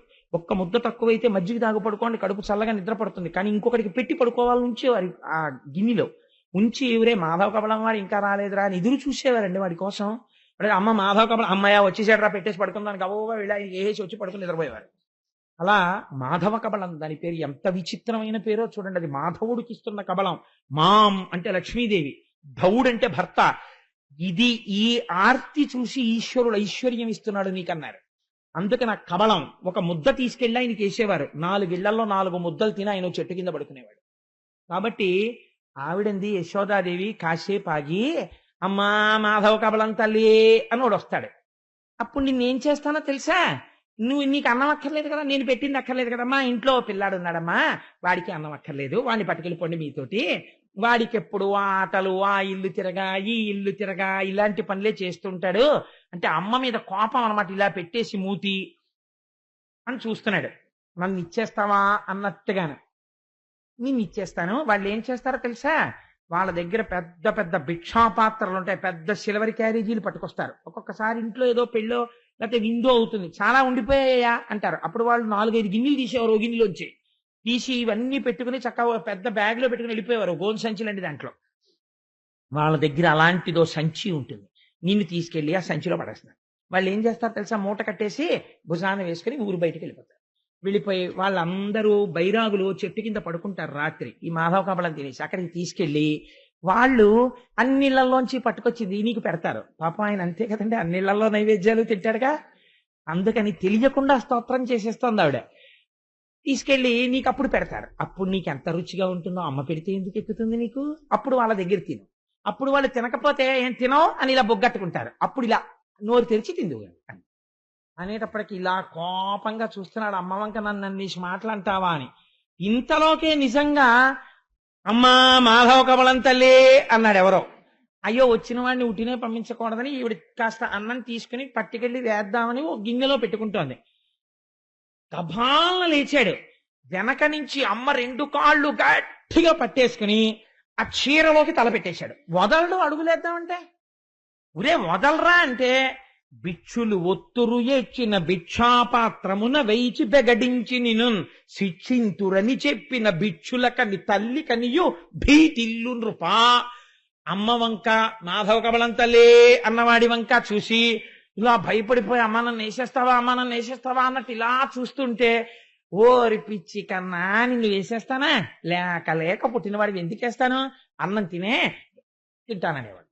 కూర్చో, వాడికి మాధవ కబలం వేసి వచ్చేస్తానంటే, అమ్మ నన్ను వేసేకే, అమ్మ నన్ను ఇచ్చేకే, అమ్మ నన్ను ఇచ్చేకే, నిన్ను ఇవ్వనురా, నువ్వు కూర్చో, నిన్ను ఎందుకు ఇచ్చేస్తాను రా, నువ్వు నా కన్నవాడివి, నిన్ను ఇస్తానా నాన్న అని ముద్దు పెట్టుకుని అక్కడ కూర్చోబెట్టి వేసి వస్తే, అప్పుడు దొంగ నవ్వు నవ్వితే ఆ నవ్వు చూసుకుని యశోద మురిసిపోయాడు. ఈ ముందు లీలకి ఈ లీలకి ఏమైనా ఎంత అమాయకత్వం నటించాడండి, ఎంత జ్ఞానంతో ఎంత విశ్వరూప దర్శనం చేయించాడు. ఇది కృష్ణ పరమాత్మ అంటే. ఈశ్వరుడు ఏదైనా చేయగలడు. నమో నిధిష్టాయ ప్రియతవదభిష్టాయ చ నమో, నమక్షోదిష్టాయ స్మరహర మహిష్టాయ చ నమో, నమో వర్షిష్టాయ త్రినయన అవిష్టాయ చ నమో, నమ సర్వస్మై తే తదిగమితి శర్వాయ నమః అంటారు. మహిమ్నా స్తోత్రంలో పుష్పదంతుడు పరమశివుణ్ణి ఉద్దేశించి, దూరంగా ఉంటాడు, దగ్గరగా ఉంటాడు, అమాయకుల్లా ఉంటాడు, మహాజ్ఞాని అయి ఉంటాడు, యవ్వనంలో ఉంటాడు, వృద్ధాప్యంలో ఉంటాడు, ఒక రూపంతో ఉంటాడా ఈశ్వరుడు. ఎంత మాయ చేశాడో చూడండి. అందుకని ఈ స్తోత్రం అయిపోయిన తర్వాత, ఈ లీల అయిపోయిన తర్వాత, అసలు ఇది వింటున్నటువంటి పరీక్షిత్తుకి కడుపు మండిపోయింది. ఎందుకు మండిపోయిందంటే, ఆయన అన్నాడు, ఏమయ్యా, ఎప్పుడైనా ఓ నోము నోచిన వాళ్ళు ఉంటారు, ఓ వ్రతం చేసిన వాళ్ళు ఉంటారు, అభిషేకం చేసుకున్న వాళ్ళు ఉంటారు. ఏమిటే సుఖ మహర్షి నువ్వు చెప్తున్నది, భగవంతుణ్ణి పట్టుకుని ఇలా అంటూ ఉండడమా, విశ్వరూప సందర్శనం చూడడమా, భయపడిపోయినట్టు గట్టిగా కౌగిలించుకోవడమా, ఉండ్రానికి కూర్చోపెట్టడమా, అన్నం పెట్టడమా, పక్కన పడుకోపెట్టుకోవడమా, పాలు ఇవ్వడమా, తండ్రి గారు నందుడు గబగబా ఇంట్లోకి వస్తుంటే వేసుకున్న కిర్రు చెప్పులు కిర్రు కిర్రుమంటుంటే ఎంతో భయపడిపోయిన వాళ్ళ ఇలా నక్కి నక్కి నించోడమా, నించుని బలరాముడు కృష్ణుడు వెళ్లి గబగబా ఆయన చేతిలో ఉన్నటువంటి ఆ పశువుల్ని తోలే కర్రని, ఆయన ఉత్తరీయాన్ని అందుకోవడమా, నాన్నగారండి కాళ్ళు కడుక్కోండి అని చిన్ని కృష్ణుడు చెంబుతో నీళ్లు తెచ్చి ఆయన కాళ్ళ మీద పోసి చిన్న బుజ్జి బుజ్జి చేతులతో కడగడమా. ఏమిటయా ఈ అదృష్టం, ప్రపంచంలో ఇలాంటి వాళ్ళు ఎవరైనా ఉన్నారయా భార్యాభర్తలు? జగదీశ్వరునకు చన్నిచ్చు తల్లిగా ఏమి నోము నోచయి యశోద, పుత్రుడంచు అతని పోషించు తండ్రిగా నందుడేమి చేసే నందితాత్మ. ముందు నాకు అసలు ఇది చెప్పన్నాడు. ఎంత బాధ వచ్చిందో చూడండి. అసలు ఏం అదృష్టం రా ఆ నందుడిది యశోదది. అసలు వీళ్ళిద్దరూ ఏం పూజ చేస్తే కృష్ణుడు ఇలా కొడుకై పుట్టాడో నాకు ఇది చెప్పు అన్నాడు. నేను అనుకుంటున్నాను మీకు అందరికీ కోరిక వచ్చేసి ఉండాలి. అసలు అయితే ఓ కోరిక ఉండాలి, కృష్ణుడు పెరిగిపోకుండా ఇలాగే ఉంటే బాగుండు లీలలన్నీ అని కూడా. నాకైతే ఏమనిపిస్తుందో తెలుసా అండి, ఒక్కొక్క లీల దాటిపోతుంటే అమ్మో ఇంకా పెద్దవాడైపోతున్నాడు, ఇంకా గంభీరమైన స్థాయికి వెళ్ళిపోతాడు. భగవద్గీత చెప్పిన కృష్ణుడి కన్నా వెన్న దొంగతనం చేసిన కృష్ణుడే బాగుంటాడు, ఇలాగే బాగుంటాడేమో అనిపిస్తుంది. అలా ఎంత చిత్రమో చూడండి. పరీక్షిత్తు కూడా ఇదే ప్రశ్న వేశాడు. వేస్తే ఆయన అన్నారు, సుఖబ్రహ్మ ఒక నవ్వు నవ్వి, ఏమి తపస్సు చేశారో నేను చెప్పనా? ఏమీ చేయలేదు. ఇది విచిత్రం. కృష్ణ పరమాత్మ భూమండలం మీద ఆవిర్భవించే ముందు దేవతల్ని తమ అంశలతో ఆవిర్భవించమన్నాడు. చతుర్ముఖ బ్రహ్మగారు ప్రజాపతులలో అక్కడ ఉండేటటువంటి ఆ వసువులలో ప్రముఖుడైనటువంటి వాడు ద్రోణుడు. ఆ ద్రోణుడి భార్య ధర, వీళ్ళిద్దరినీ పిలిచి శ్రీమన్నారాయణుడు కృష్ణ పరమాత్మగా ఆవిర్భవిస్తున్నాడు, మీరిద్దరూ కూడా వెళ్ళి భూమి మీద అవతరించండి అన్నారు. అంటే ఆయన అన్నారు, మేము అవతరిస్తాం, మేము భూమి మీదకి వెడతాం, గొల్లవాడిగా గొల్లవాని భార్యగా మేము జన్మిస్తాం, కానీ మాకొక్క వరం ఇస్తే వెడతాం. ఏమిటో తెలుసా? భూమి మీద అవతరించినటువంటి కృష్ణ పరమాత్మని మా కొడుకు అన్న భావనతో కొడుకుగా లాలించి పెంచి పోషించే వరం ఇస్తే వెడతామన్నారు. మీకు కూడా ఆ వరం ఉన్నది భూమి మీద పుట్టిన వాళ్ళకి. ఏమిటో తెలుసా అండి? మీ ఇంట్లో ఒక్క కృష్ణమూర్తి ఉండి ఆయనకు తులసిమాలేసి ఆయన మూతి వంక చూసి, ఆయన ముక్కు వంక చూసి, ఆయన కళ్ళ వంక చూసి, ఆయన వేణువు వంక చూసి, ఆయన కట్టుకున్న పంచవంక చూసి అలా నించుంటాడు చూడు, హాయిగా టీవీ చూస్తాడు, వచ్చే వాళ్ళని చూస్తాడు, వెళ్లే వాళ్ళని చూస్తాడు. పోనీ నాన్నగారు ఇంత అలిసిపోయారని వెళ్ళి ఓ తులసిమాల తను తెచ్చుకోవచ్చు కదా, ఓ 2 రూపాయలు పెట్టి తులసిమాల తేడు, ఏమీ చెయ్యడు. ఓ పురాణానికి రాడు, ఓ గుళ్ళోకి రాడు. నాన్నగారండి మీరు బయట తాళం వేసుకెళ్ళిపోండి, నేను ఇంట్లో ఆడుకుంటానని ఎప్పుడా వేణువు పెట్టుకుని ఆడుకుంటూ ఉంటాడు ఇంట్లో తిరుగుతూ. ఇలా అయితే ఎలాగరా నాన్న? కృష్ణుడి వంక చూసి మీరేదో తండ్రి అనుకుని, ఆ తర్వాత ఒక రోజున స్వామి నువ్వు జగత్ ప్రభువి అనుకుని, అమ్మో కృష్ణుడికి పొద్దున్నే పాలు ఇవ్వకపోతే బాబాయ్ చాలా అల్లరి చేసేస్తాడు, అమ్మ నాకు ఇంకా పాలు ఇవ్వలేదా అనుకుని ఇంటి ఆవిడ అనుకుని ఓ గ్లాస్తో కొద్దిగా పాలు తీసుకొచ్చి ఆయన దగ్గర పెట్టి, కృష్ణ పాలు తాగాయి, ఏడుపు మొదలెట్టకు, అమ్మ నువ్వు ఇంకా పాలు ఇవ్వలేదమ్మా అని అరవకు, కాసిన పాలు తాగు అని కాసిన పాలు అక్కడెట్టి కాస్త అన్నం తినే ముందు ఇంత పెరుగన్నం కలుపుకుని గబగబా కృష్ణయ్య వచ్చి పక్కన కూర్చున్నట్టు ఓ ముద్ద ఆయనకి పెట్టి ఓ ముద్ద తను తింటున్నట్టు భావన చేస్తే మీరు యశోద కాగలరు. అంతే కదండి. మరి అదే కదా వాళ్ళు అడిగింది, అదే కదా ఆయన ఇచ్చింది. కాబట్టి ఇదయ్యా వాళ్ళు అడిగింది. లోపల ఇక్కడ అటువంటి సంస్కార బలం ఉండగలిగితే కృష్ణుడు లొంగుతాడు అని ఆ రోజున సుఖబ్రహ్మ ఈ అద్భుతమైనటువంటి ఈ ఆఖ్యానాన్ని వివరించి ఇప్పుడు చెప్పబోయేటటువంటి లీల ఉలూకల బంధనము అంటారు దీన్ని. ఈ ఉలూకల బంధనము మహాత్ములైనటువంటి వారు కొంతమంది అయితే ధ్యానం చేస్తూ స్పృహ తప్పిపోయి 6 నెలలు అలా ఉండిపోయారు. అంత అద్భుతమైనటువంటి లీల. నాకు తెలిసి నేను అనుకుంటున్నాను, నాకున్న పరిమితమైన పరిజ్ఞానంలో భాగవతం మొత్తం మీద తలమానికమైనటువంటి లీల ఇదే. గోవింద పట్టాభిషేకం కూడా దీని తర్వాతే. అంత గొప్ప లీల ఈ లీల. ఈ లీల వినడం కోసమని ప్రత్యేకం చెప్పించుకుని అయ్యా మాకొక్కసారి ఉలూకల బంధనం చెప్పరా అని అడుగుతూ ఉంటారు పెద్దలు. అలా చెప్పించుకుని పెద్దల్ని పిలిచి విని పొంగిపోతుంటారు. అంత సర్వోత్కృష్టమైన లీల ఉలూకల బంధన వృత్తాంతం. ఇవాళ మహాశివరాత్రి మన అదృష్టం. నేను ప్రత్యేకం తేలేదు, వరుసలో ఉలూకల బంధనం వచ్చింది. నాకు నిన్న రాత్రిది జ్ఞాపకం వచ్చే పక్కన పెట్టడానికి నువ్వెవరు, వీళ్ళందరికీ ఉలూకల బంధనం చెప్పించాలని ఇవాల్టికి ఆ లీల తెచ్చాను. పక్కన పెట్టడానికి నువ్వెవరు, నువ్వు అదే చెప్పనిపించింది. కాబట్టి రేపు నేను అదే చెప్తానడానికి కారణం అది. కాబట్టి ఇప్పుడు నేను ఉలూకల బంధన వృత్తాంతం చెప్తాను, మీరు సంతోషంగా దాన్ని అవధరించండి. ఒకనాడు యశోదమ్మ ఆ పెరుగు చిలుకుతోంది. భగవానుడు జన్మించిన తరువాత అక్కడ ఐశ్వర్యం ఎక్కువైపోయింది. ఐశ్వర్యం ఎక్కువైపోవడం అంటే ఎవరికి ఏది ఐశ్వర్యమో అది ఐశ్వర్యం. ఒక బ్రాహ్మణుడు ఉన్నాడు అనుకోండి, ఆయన యందు జ్ఞాన విభూతి విశేషంగా పెరగడం ఆయనకు ఐశ్వర్యం.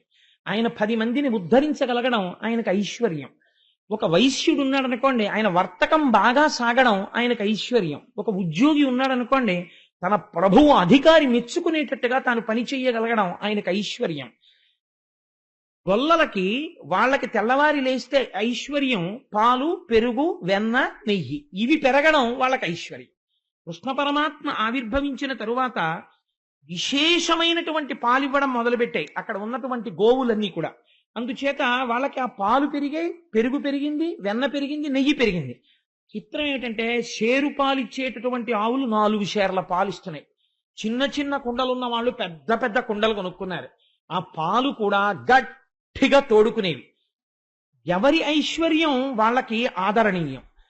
ఒక బ్రాహ్మణుడు ఉన్నాడు అనుకోండి, ఆయనకి జ్ఞానమునందు అభినవేశం ఉందనుకోండి, ఆయనకి ఉత్సాహం ఉందనుకోండి, ఆయన తెల్లవారు లేవగానే స్నానం చేసి గాయత్రి చేసుకుంటే తప్ప బయటికి రాడు. అలా వాళ్ళు చల్ల చిలికితే వాళ్ళు మామూలుగా చల్ల చిలకరు. చల్ల చిలికే ముందు వాళ్ళు తలస్నానం చేసి చక్కటి పట్టు చీర కట్టుకుని కొప్పులో పువ్వులు పెట్టుకుని ఇక్కడ నుంచి ఇక్కడికి గాజులు వేసుకుని, ఇవన్నీ ఐశ్వర్యాలు. మెడలో మంగళసూత్రం చప్పుడవుతుండగా ఇన్ని గొలుసులు వేసుకుని ఆ పట్టు చీర తీసి ఇలా దోపుకుని చక్కగా ఆ తాడు పట్టుకుని, ఇంట్లో ఆడవాళ్ళకి ఉన్న గమ్మత్తైన శక్తి ఒకటి ఉంటుంది. ఏమిటో తెలుసా అండి?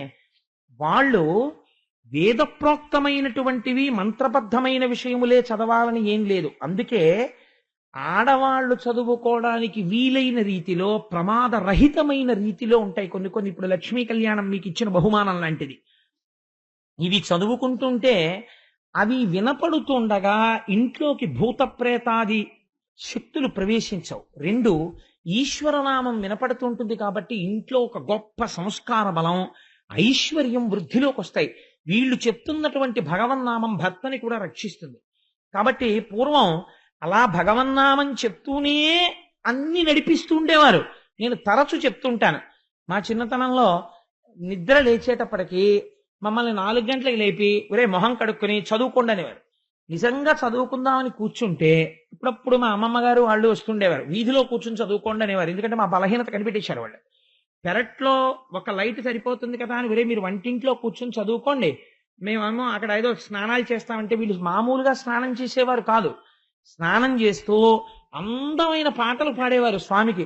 ఒంటి చర్మము తీసి చెప్పులు కుట్టి నా కక్కయ్య వచ్చేను మేలుకో, మేలుకో జగదీశ మేలుకో పరమేశ మేలుకు నీ మమ్మింక ఏలుకో అని ఇలాంటివి పాడుతుంటే మా మనస్సు దాని మీద కలిపేది. అబ్బాయి ఎంత బాగుందో ఆ సుప్రభాతం. ఏమిటో ఒంటి చర్మము తీసి చెప్పులు కొట్టి నాని. ఇక్కడ హుమయూన్ చక్రవర్తికి అక్బర్ జన్మించను అంటుండే వాళ్ళం కానీ ఒంటి చర్మము తీసి చెప్పులు కొట్టి నా దాని మీద వెళ్ళిపోతుండేది ధ్యాస. వీళ్ళు కనిపెట్టేసి కొన్నాళ్ళకి వీధిలో కూర్చో. అలా అయిపోయిన తర్వాత వదిలిపెట్టేవారా? ఇది అయిపోయేది అంతే. సుప్రభాతం మానసికంగా వెళ్ళిపోయేవారు. ఎక్కడికో వెళ్ళిపోయి శ్రీరంజంబుగ శ్రీగిరి యాత్రకు కూరిమిసతితో కూడినడచితిని పల్లెలు పురములు పట్టణంబులు పేటలు దాటితే కోటలు దాటితే అడుగులు దాటితే మడుగులు దాటితే అన్నీ దాటితే కంటిని శ్రీగిరి కన్నుల నిండా వింటిని మహిమలు వీనుల నిండా ఆ మహిమలు నేనేమని చెప్పదు దారుని లోపల దౌతాచలమది మీరుని కంటెను మిక్కుటమైనది బ్రహ్మ నిర్మల బహిశృంగంబులు వాటమైన పూదోటలు మిక్కిలి మాటలు నేర్చిన మంచి మృగంబులు తప్పిపోక పాతాళ గంగలో తెప్పున తేలుచు తీర్థంబాడుచు చలగుచుమడి వస్త్రంబులు కట్టితి పొలుపుగ నుదుట విభూతి ధరించితి పిల్లారయ్యకు ప్రియముగ మ్రొక్కితి ద్వారపాలకుల దర్శనమాయను ద్వారమందురత నాలగద్దపై చూచితినెవ్వరు చూడని లింగం నిరుపద్రవమగు నిశ్చల లింగం ఆదితేజమగు ఐక్యలింగం పురాణప్రదమగు పవిత్రలింగం లింగముగనుగొని లింగదేహినై. వెళ్ళిపోయాం శ్రీశైలం మహాశివరాత్రి నాడు. అలా మానసికంగా శ్రీశైలం వెళ్ళిపోయేవారు. రాత్రి అయ్యేటప్పటికి మళ్ళీ పడుకుంటూ లాలి లలితాంబ లాలి మా ఇంట వెలయుమా పద్మపాణి హరిసాటి నీలవేణి భక్తులా పాలిటిది కల్పవల్లి అని అది చెప్పడం కూడా చిట్ట చివరికి వచ్చేసేటప్పటికి ఎంత అందంగా చెప్పేవారంటే చాగంటి వారింట బాలకోమార్తెవై బంగారు పువ్వులా పూజ చేతు అని. మా అమ్మమ్మ గారు పాడుతున్నారు అనుకోండి, ఇవటూరి వారింట అంటే మేము చిన్నప్పుడు తెలియక అమ్మమ్మ ఇవటూరు అంటాం ఏంటి, చాగంట అనాలి మా ఇంట్లో అనేవాడు. అంటే ఒరే మీ ఇంట్లో మీరు చాగంట అనుకోండి, మేము ఇవటూరు అంటాం అనేది మా అమ్మమ్మ. అందుకని ఎవరికి వాళ్ళు పెట్టుకుని మళ్ళీ ఆ అమ్మవారికి లాలి పాడుతుంటే ఆ లాలి వినాలని ఎంత ఉత్సాహంగా ఉండేదో, అలా వాళ్ళు పాడుతుంటే ఎంత అందంగా ఉండేవో నిజంగా. ఆ మానస పూజలు, ఆ కీర్తనలు, ఆ దర్శనాలు. సరే ఈ మాట ఎప్పుడైనా భగవంతుడు శివమహాపురాణం చెప్పించినప్పుడు అలాంటి వాటిలోకి వెళదాం. ఎన్ని కోర్కెలు. కాబట్టి ఆ విధంగా ఆ యశోద సంతోషంగా పెరుగు చిలుకుతోంది. చిలుకుతూ ఒక పక్క నోటి వెంట భగవన్నామం పలుకుతోంది, భగవత్ కథలు పలుకుతోంది, మనస్సులో కృష్ణయ్యని తలుచుకుంటోంది. చేసేది పవిత్రమైనటువంటి దధిమథనం. వెనక పువ్వులలోంచి సువాసన వస్తోంది. చేతి గాజులు ఘల్ ఘల్ ఘల్ మని ఆ తాడు ఇటు తిరిగి లాగినప్పుడు ఈ గాజులు ఘల్, ఇటు లాగినప్పుడు ఈ గాజులు ఘల్. ఆ ఘల్ ఘల్ మని కాళ్ళకి పెట్టుకున్నటువంటి అందెలు కదులుతున్నప్పుడు ఘల్లుమంటూ మొలకి పెట్టుకున్నటువంటి వడ్డానం అసలు ఆ వడ్డాణాలే కరువు అయిపోయాయి. ఆ వడ్డాణాలకి గంటలు, ఆ చిరుగంటల చప్పుళ్ళు చక్కగా అలా మోగుతూ ఆవిడ దధిమధనం చేస్తుంటే ఇప్పటికీ వెంకటేశ్వర స్వామి వారు నిద్ర లేకపోతే మనం దెప్పి పొడుస్తాం. ఏం మరిచిపోయావా? యోషా గణీన వరదగ్ని విమధ్యమాని ఘోషాలయేషు దిమంధన తీవ్ర ఘోషాః రోషాత్ కలిం విదధతే కకుభశ్చ కుంభాః శ్రీవేంకటాచలపతే తవ సుప్రభాతం. స్వామి, ఆ రోజున నువ్వు కృష్ణ పరమాత్మగా వెళ్ళినప్పుడు పెరుగులో కవ్వం దిగేది కాదు, అంత గట్టిగా తోడుకునేది. ఆ కవ్వం తిప్పుతుంటే ఈ కవ్వానికి కుండకి దెబ్బలాటొచ్చిందా అన్నట్టుగా పెరుగు చర్ చస్ అంటుండేది. ఆ చప్పుడు వినపట్టల్లా లే అంటారు. అనేటప్పటికీ ముందు ఒకళమాత నవ్వుకుంటుంది, యశోద కదా ఆవిడ. అందుకని అలా ఏదో చక్కటి భగవత్ స్తోత్రాలు ఆలాపన చేస్తూ ఆ యశోద దధిమధనం చేస్తోంది. ఎక్కడ నుంచి వచ్చాడో మహానుభావుడు. సుడియుచు గిదుకుచువా అల్లుచు సడికొట్టుచు అమ్మ రమ్ము చన్నిమ్మనుచున్ వెడబెడ్డ గంతులు వైచుచు కడిసి కడవ బాలకొండు కవ్వము పట్టెన్. ఎంత ఇష్టమో నాకు ఆ పద్యాలంటే. సుడియుచు గిదుకుచువా అల్లుచు. మహానుభావుడు పోతన గారు ఇక్కడ దర్శనం చేసి రాసుకున్నారండి. పిల్లలు ఇంట్లోకి ఎలా వస్తారో అలా వచ్చారు. ఏదో పెళ్లివారు వస్తారు సాయంకాలం 6 గంటలకి, మగ పెళ్లివారు కదా అని ఏదో చాలా గౌరవంగా గంభీరంగా వాళ్ళతో మర్యాద ఇచ్చి మాట్లాడాలి కదా అని మాట్లాడుతుంటాడు ఇంటి యజమానురాలును. పిల్లలకి ఏం తెలుస్తుంది? వాడు గబగబా ఒంటి నిండా మట్టి రాసేసుకుని పరిగెత్తుకొచ్చేసి, నానమ్మ నాకు మంచినీళ్ళు ఇస్తావా? ఇవ్వాలి, నేను మంచినీళ్ళు తాగి వెళ్ళిపోవాలి ఆటకి, అవతల పరిగెత్తాలి, నేను ఆటకి నాకు టైం అయిపోతుంది, తొందరగా నీళ్ళు ఇచ్చే అంటాడు. ఇవ్వలేదనుకోండి, ఒరే ఉండ్రా ఇస్తాను అన్నారు అనుకోండి, వాడి బింది మీద పళ్ళెం ఇలా లాగి అవతల పారేసి కాందని గ్లాస్ అప్పుడైపోయేటట్టు నీళ్లలో ముంచేసి ఆ మట్టి నీళ్లు గడగడగడగడగడ 8 గుక్కలు తాగేస్తాడు. 6 గుక్కలు మీదో చేసుకుని ఆ ఎంగిలి గ్లాస్ అక్కడ ఎట్టేసి మీరు పవిత్రం అయిపోయారు తాగేయండి అని అమాంతం పరిగెత్తుకుంటూ వెళ్ళిపోతాడు. పిలుస్తున్నవాడు ఆగడిహ. అలా ఎక్కడి నుంచి వచ్చాడో తెలియదు. సుడియుచు గిదుకుచువా అల్లుచు సడికొట్టుచు అమ్మ రమ్ము చన్నిమ్మనుచున్. అమ్మ నాకు అవతల ఆటలకు వేళైపోయింది, పిల్లలందరూ ఆడుకుంటున్నారు, నేను వెళ్ళి దొంగ పెట్టాలి, నేను చాలా అలిసిపోయాను, నాకు ఆకలి వేసేస్తాను, నాకు తొందరగా పాలు తాగుదామని వచ్చాను, అమ్మ ఇస్తావా ఇవ్వా అంటే వీడి హడావిడి చూసి పొంగిపోయింది. నేను ఆయన అండం కూడా మర్చిపోతున్నాను. ఆయన హడావిడి చూసి పొంగిపోయి, ఏమిట్రా అని హడావిడి ఏమిటి, ఆ పాల కోసం ఏమిటి, ఆ హడావిడి ఏమిటి, ఆ చిందులేమిటి, ఆ గంతులేమిటి అని ఆ కృష్ణయ్యని చూసుకుని మనసులో పొంగొచ్చేసి, చిన్ని కృష్ణయ్య ఎంత బాగున్నాడో అని ఆ పిల్లాడి వంక చూసి పొంగిపోతూ ఏం చేస్తాడో చూద్దామని ఆ చల్లే చిలుకుతోంది. చిలుకితే ఆయన ఒప్పుకుంటాడా? ఏంటమ్మా నేను ఎంత అడిగినా పాలు ఇవ్వకుండా చల్ల చేసుకుంటూ కూర్చుంటావు, నువ్వు చల్ల ఆపి నాకు పాలిస్తావా ఇవ్వా? నాకు కవ్వం పట్టుకున్నట్ట గట్టిగా పట్టుకుని కవ్వం ఆపేశాడు. ఆపగలడా? చిన్ని చెయ్యి. ఆ కవ్వం ఇలా పట్టుకుంటే ఆ కవ్వం తిరిగితే చెయ్యికి నిప్పెడుతుందేమో అని బెంగ అమ్మకి. అందుకని ఆపేసి అమ్మని ప్రేమతో జయించాడు. ఆ కృష్ణ పరమాత్మే కావచ్చు, అంత కృష్ణ పరమాత్మ అయినా చెయ్యేమవుతుందో అని చల్ల చేయడం ఆపేసింది అమ్మ. అమ్మే అంటే గెలుపు అక్కడే ప్రారంభమైపోయింది. భక్తి అమ్మతనంతో గెలిచేసిందండి కృష్ణుని యశోద. అందుకని సుడియుచు గిదుకుచు వాలుచు సడికొట్టుచు అమ్మ రమ్ము చన్నిమ్మనుచున్ వెడ్డబెడ్డ గంతులు వైచుచు కదిసి కడవ బాలకొండు కవ్వము పట్టెన్. పొంగిపోయింది. అయ్యో పిల్లాడు ఆకలేస్తోంది అంటున్నాడు అని తీసుకొచ్చి ఒళ్ళో కూర్చోపెట్టుకుంది, పడుకోబెట్టుకుని స్తన్యం ఇచ్చి పాలిస్తోంది. పాలు తాగుతున్నాడు. ఈలోగా చూసేసరికి అక్కడ పొయ్యి మీద పాలు పెట్టింది. ఆ రోజుల్లో గ్యాస్ స్టవ్లు కాదు కదా, సన్నని సెగ మీద పాలు పెట్టేవారు. ఆ పాలు ఇలా పొంగి పైకి వస్తుంది. ఆవిడ చూసింది, పొయ్యిలో పడిపోతాయేమో పాలు అని ఆ పిల్లవాడిని గబగబా అక్కడ పెట్టి వెళ్ళి ఆ పాలు పూర్వం దించడం అంటే అంత తేలిక కాదు. ఎందుకంటే ఆ మంట కట్టెల మంట. ఆ కట్టెల్ని కిందకి దిగజార్చి పక్కన పొయ్యికి అరుగు ఉండేది, ఇవి తీసి ఆ అరుగు మీద పెట్టి కుండ లోపల బరువుకి కింద చిట్లిపోతుంది. అందుకని ఈ పాలకుండ పట్టుకెళ్ళి ఓ చుట్ట కుదురు మీద పెట్టాలి. ఆగిపోయిన పాలకి పైన మూత పూర్తిగా పెట్టేశారనుకోండి, ఆ పాలకి రుచి రాదు. ఓరగిలా ఓ పళ్ళెం పెట్టాలి. అదంతా చాలా జాగ్రత్తగా చేయవలసినటువంటి వ్యవహారం. నీకు ఇంత తర్ఫీదు ఎక్కడిది అని అనుకోకండి, ఒక్కసారి చేస్తే చాలదా గుర్తుపెట్టుకోవడానికి. కాబట్టి ఆ కుండ తీసుకెళ్లి ఓ చుట్ట కుదురు వేసి ముందు, అప్పుడు ఆ కుండ దింపి వేడిగా ఉంటుంది కదా, ఎక్కిచ్చారనుకోండి ఈ కింద బరువుకి అది పిడక్కన ఆ ముక్కలు ఊడిపోయి కుండ కింద పడిపోతుంది. అందుకని దాన్ని చాలా జాగ్రత్తగా పట్టుకోవాలి, అంచుల వరకు పట్టుకోవాలి. ఎక్కువ ఎత్తెత్తకుండా కొంచెం కింద వరకే పట్టుకుని తీసుకెళ్లి చుట్ట కుదురు మీద పెట్టుకోవాలి. సో ఇవన్నీ చెయ్యడానికి కొంత నైపుణ్యం ఉండాలి గొల్లకాంతకి.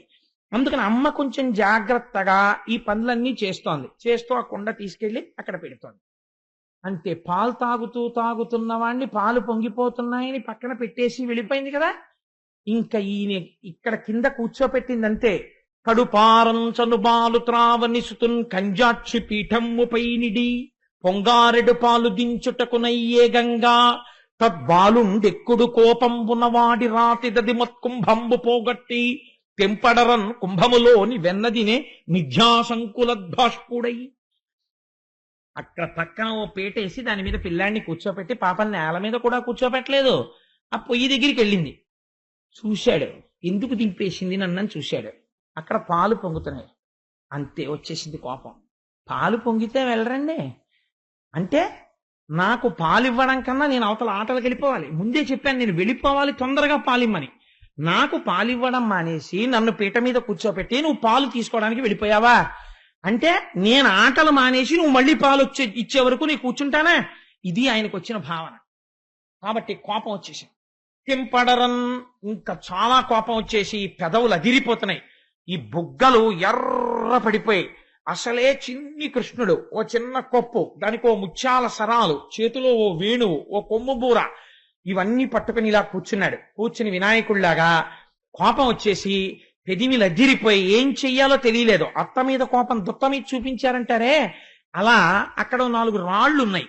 ఆ రాళ్లు తీశాడు. రాళ్ళు ఎందుకుంటాయండి అని మీకు అనుమానం రావచ్చు. ఈ కుండలు అవి పెట్టే దగ్గర ఒరిగిపోకుండా ఒక్కొక్కసారి కొంచెం దాపు పెట్టడానికి రాళ్లు పెట్టుకుంటూ ఉంటారు. అందులో ఆ రాళ్లు ఉన్నాయి. ఓ రాయి తీసి ఆ కుండకేసి కొట్టాడు. కొడితే ఆ కుండ పగిలిపోయాడు. కుండ పగిలిపోయి అందులోంచి వెన్న పైకి వస్తున్నటువంటి ముద్దలు తేరినటువంటి పెరుగు ఒలికిపోయి పల్లం వేపుకి ప్రవహిస్తోంది. చూశాడు, నిజంగా ఇంతకన్నా కష్టం ఇంటి యజమానురాలికి వేరొకటి ఉండదు తెలుసా అండి.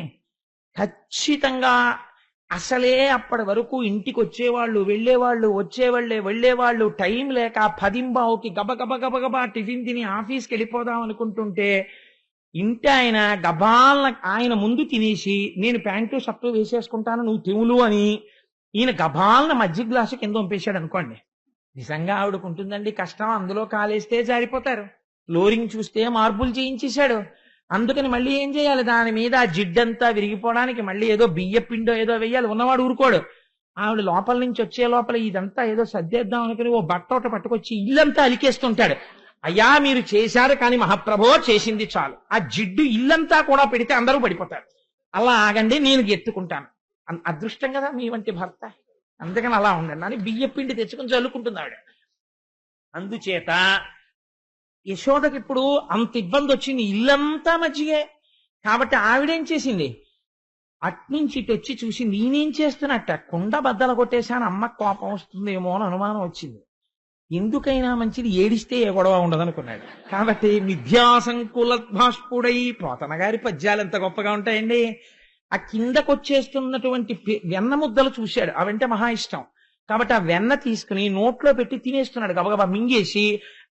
నాకు పాలు ఇవ్వలేదో ఏడుస్తున్నాడు మధ్య మధ్యలో. మిథ్యాసంకులద్భాష్పుడై, ఇంకా అమ్మిటి తిరగలేదు, అనవసరం అప్పుడే ఏడుపు అనుకున్నాడు. మళ్ళీ ఇంకో ముద్ద మింగేసి ఆవిడిటి కదిలేటప్పటికీ చూస్తుందేమో అని మళ్ళీ అమ్మ నాకు పాలు ఇవ్వకుండా వెళ్ళిపోయావే అని మళ్ళీ ఏడుపు.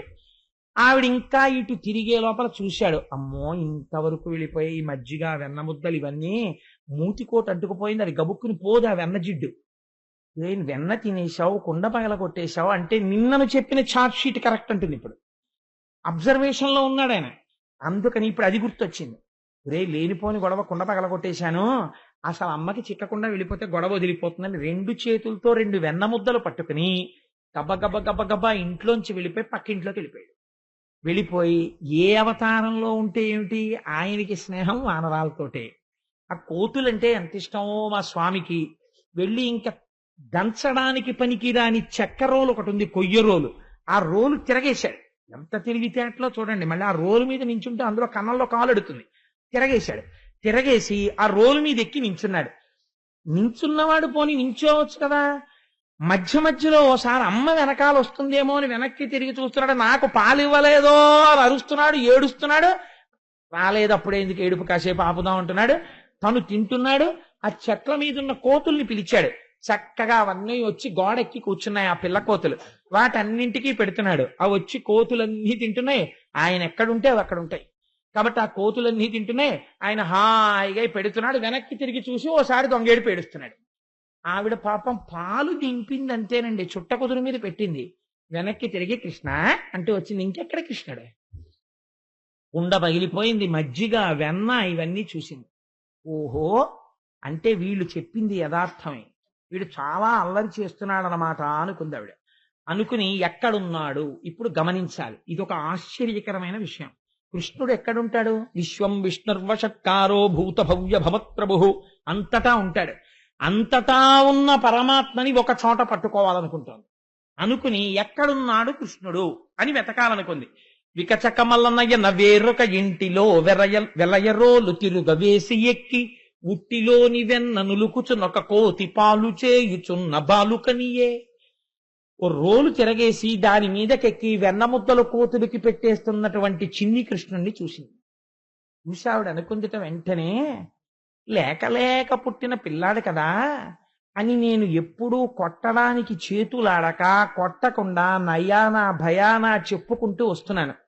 కానీ వీడి అల్లరి ఎక్కువైపోయి వీడి అల్లరి ఇవాళ ఏ స్థాయికి వెళ్ళిపోయిందంటే, నందవ్రజంలో ఉన్నటువంటి గోపకాంతలందరూ వచ్చి నాకు చెప్పుకుంటున్నారు.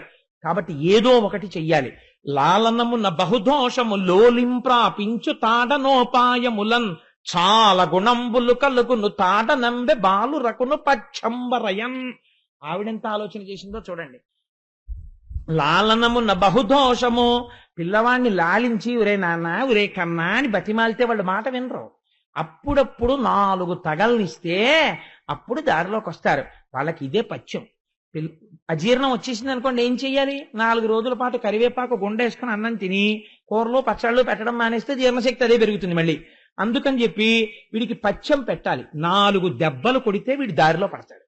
కాబట్టి ఇవాళ వీడిని కట్టేస్తాను కొట్టేస్తాను అనుకుని ఆ కృష్ణ పరమాత్మని పట్టుకోవడం కోసం అని చెప్పేసి కృష్ణుణ్ణి పట్టుకోవడం అంటే మాటలు ఏంటండి, అంత తేలికేం కాదు. ఆయనేమో ఇంత ఉంటాడు, తుర్రుని పారిపోతాడు ఇటో.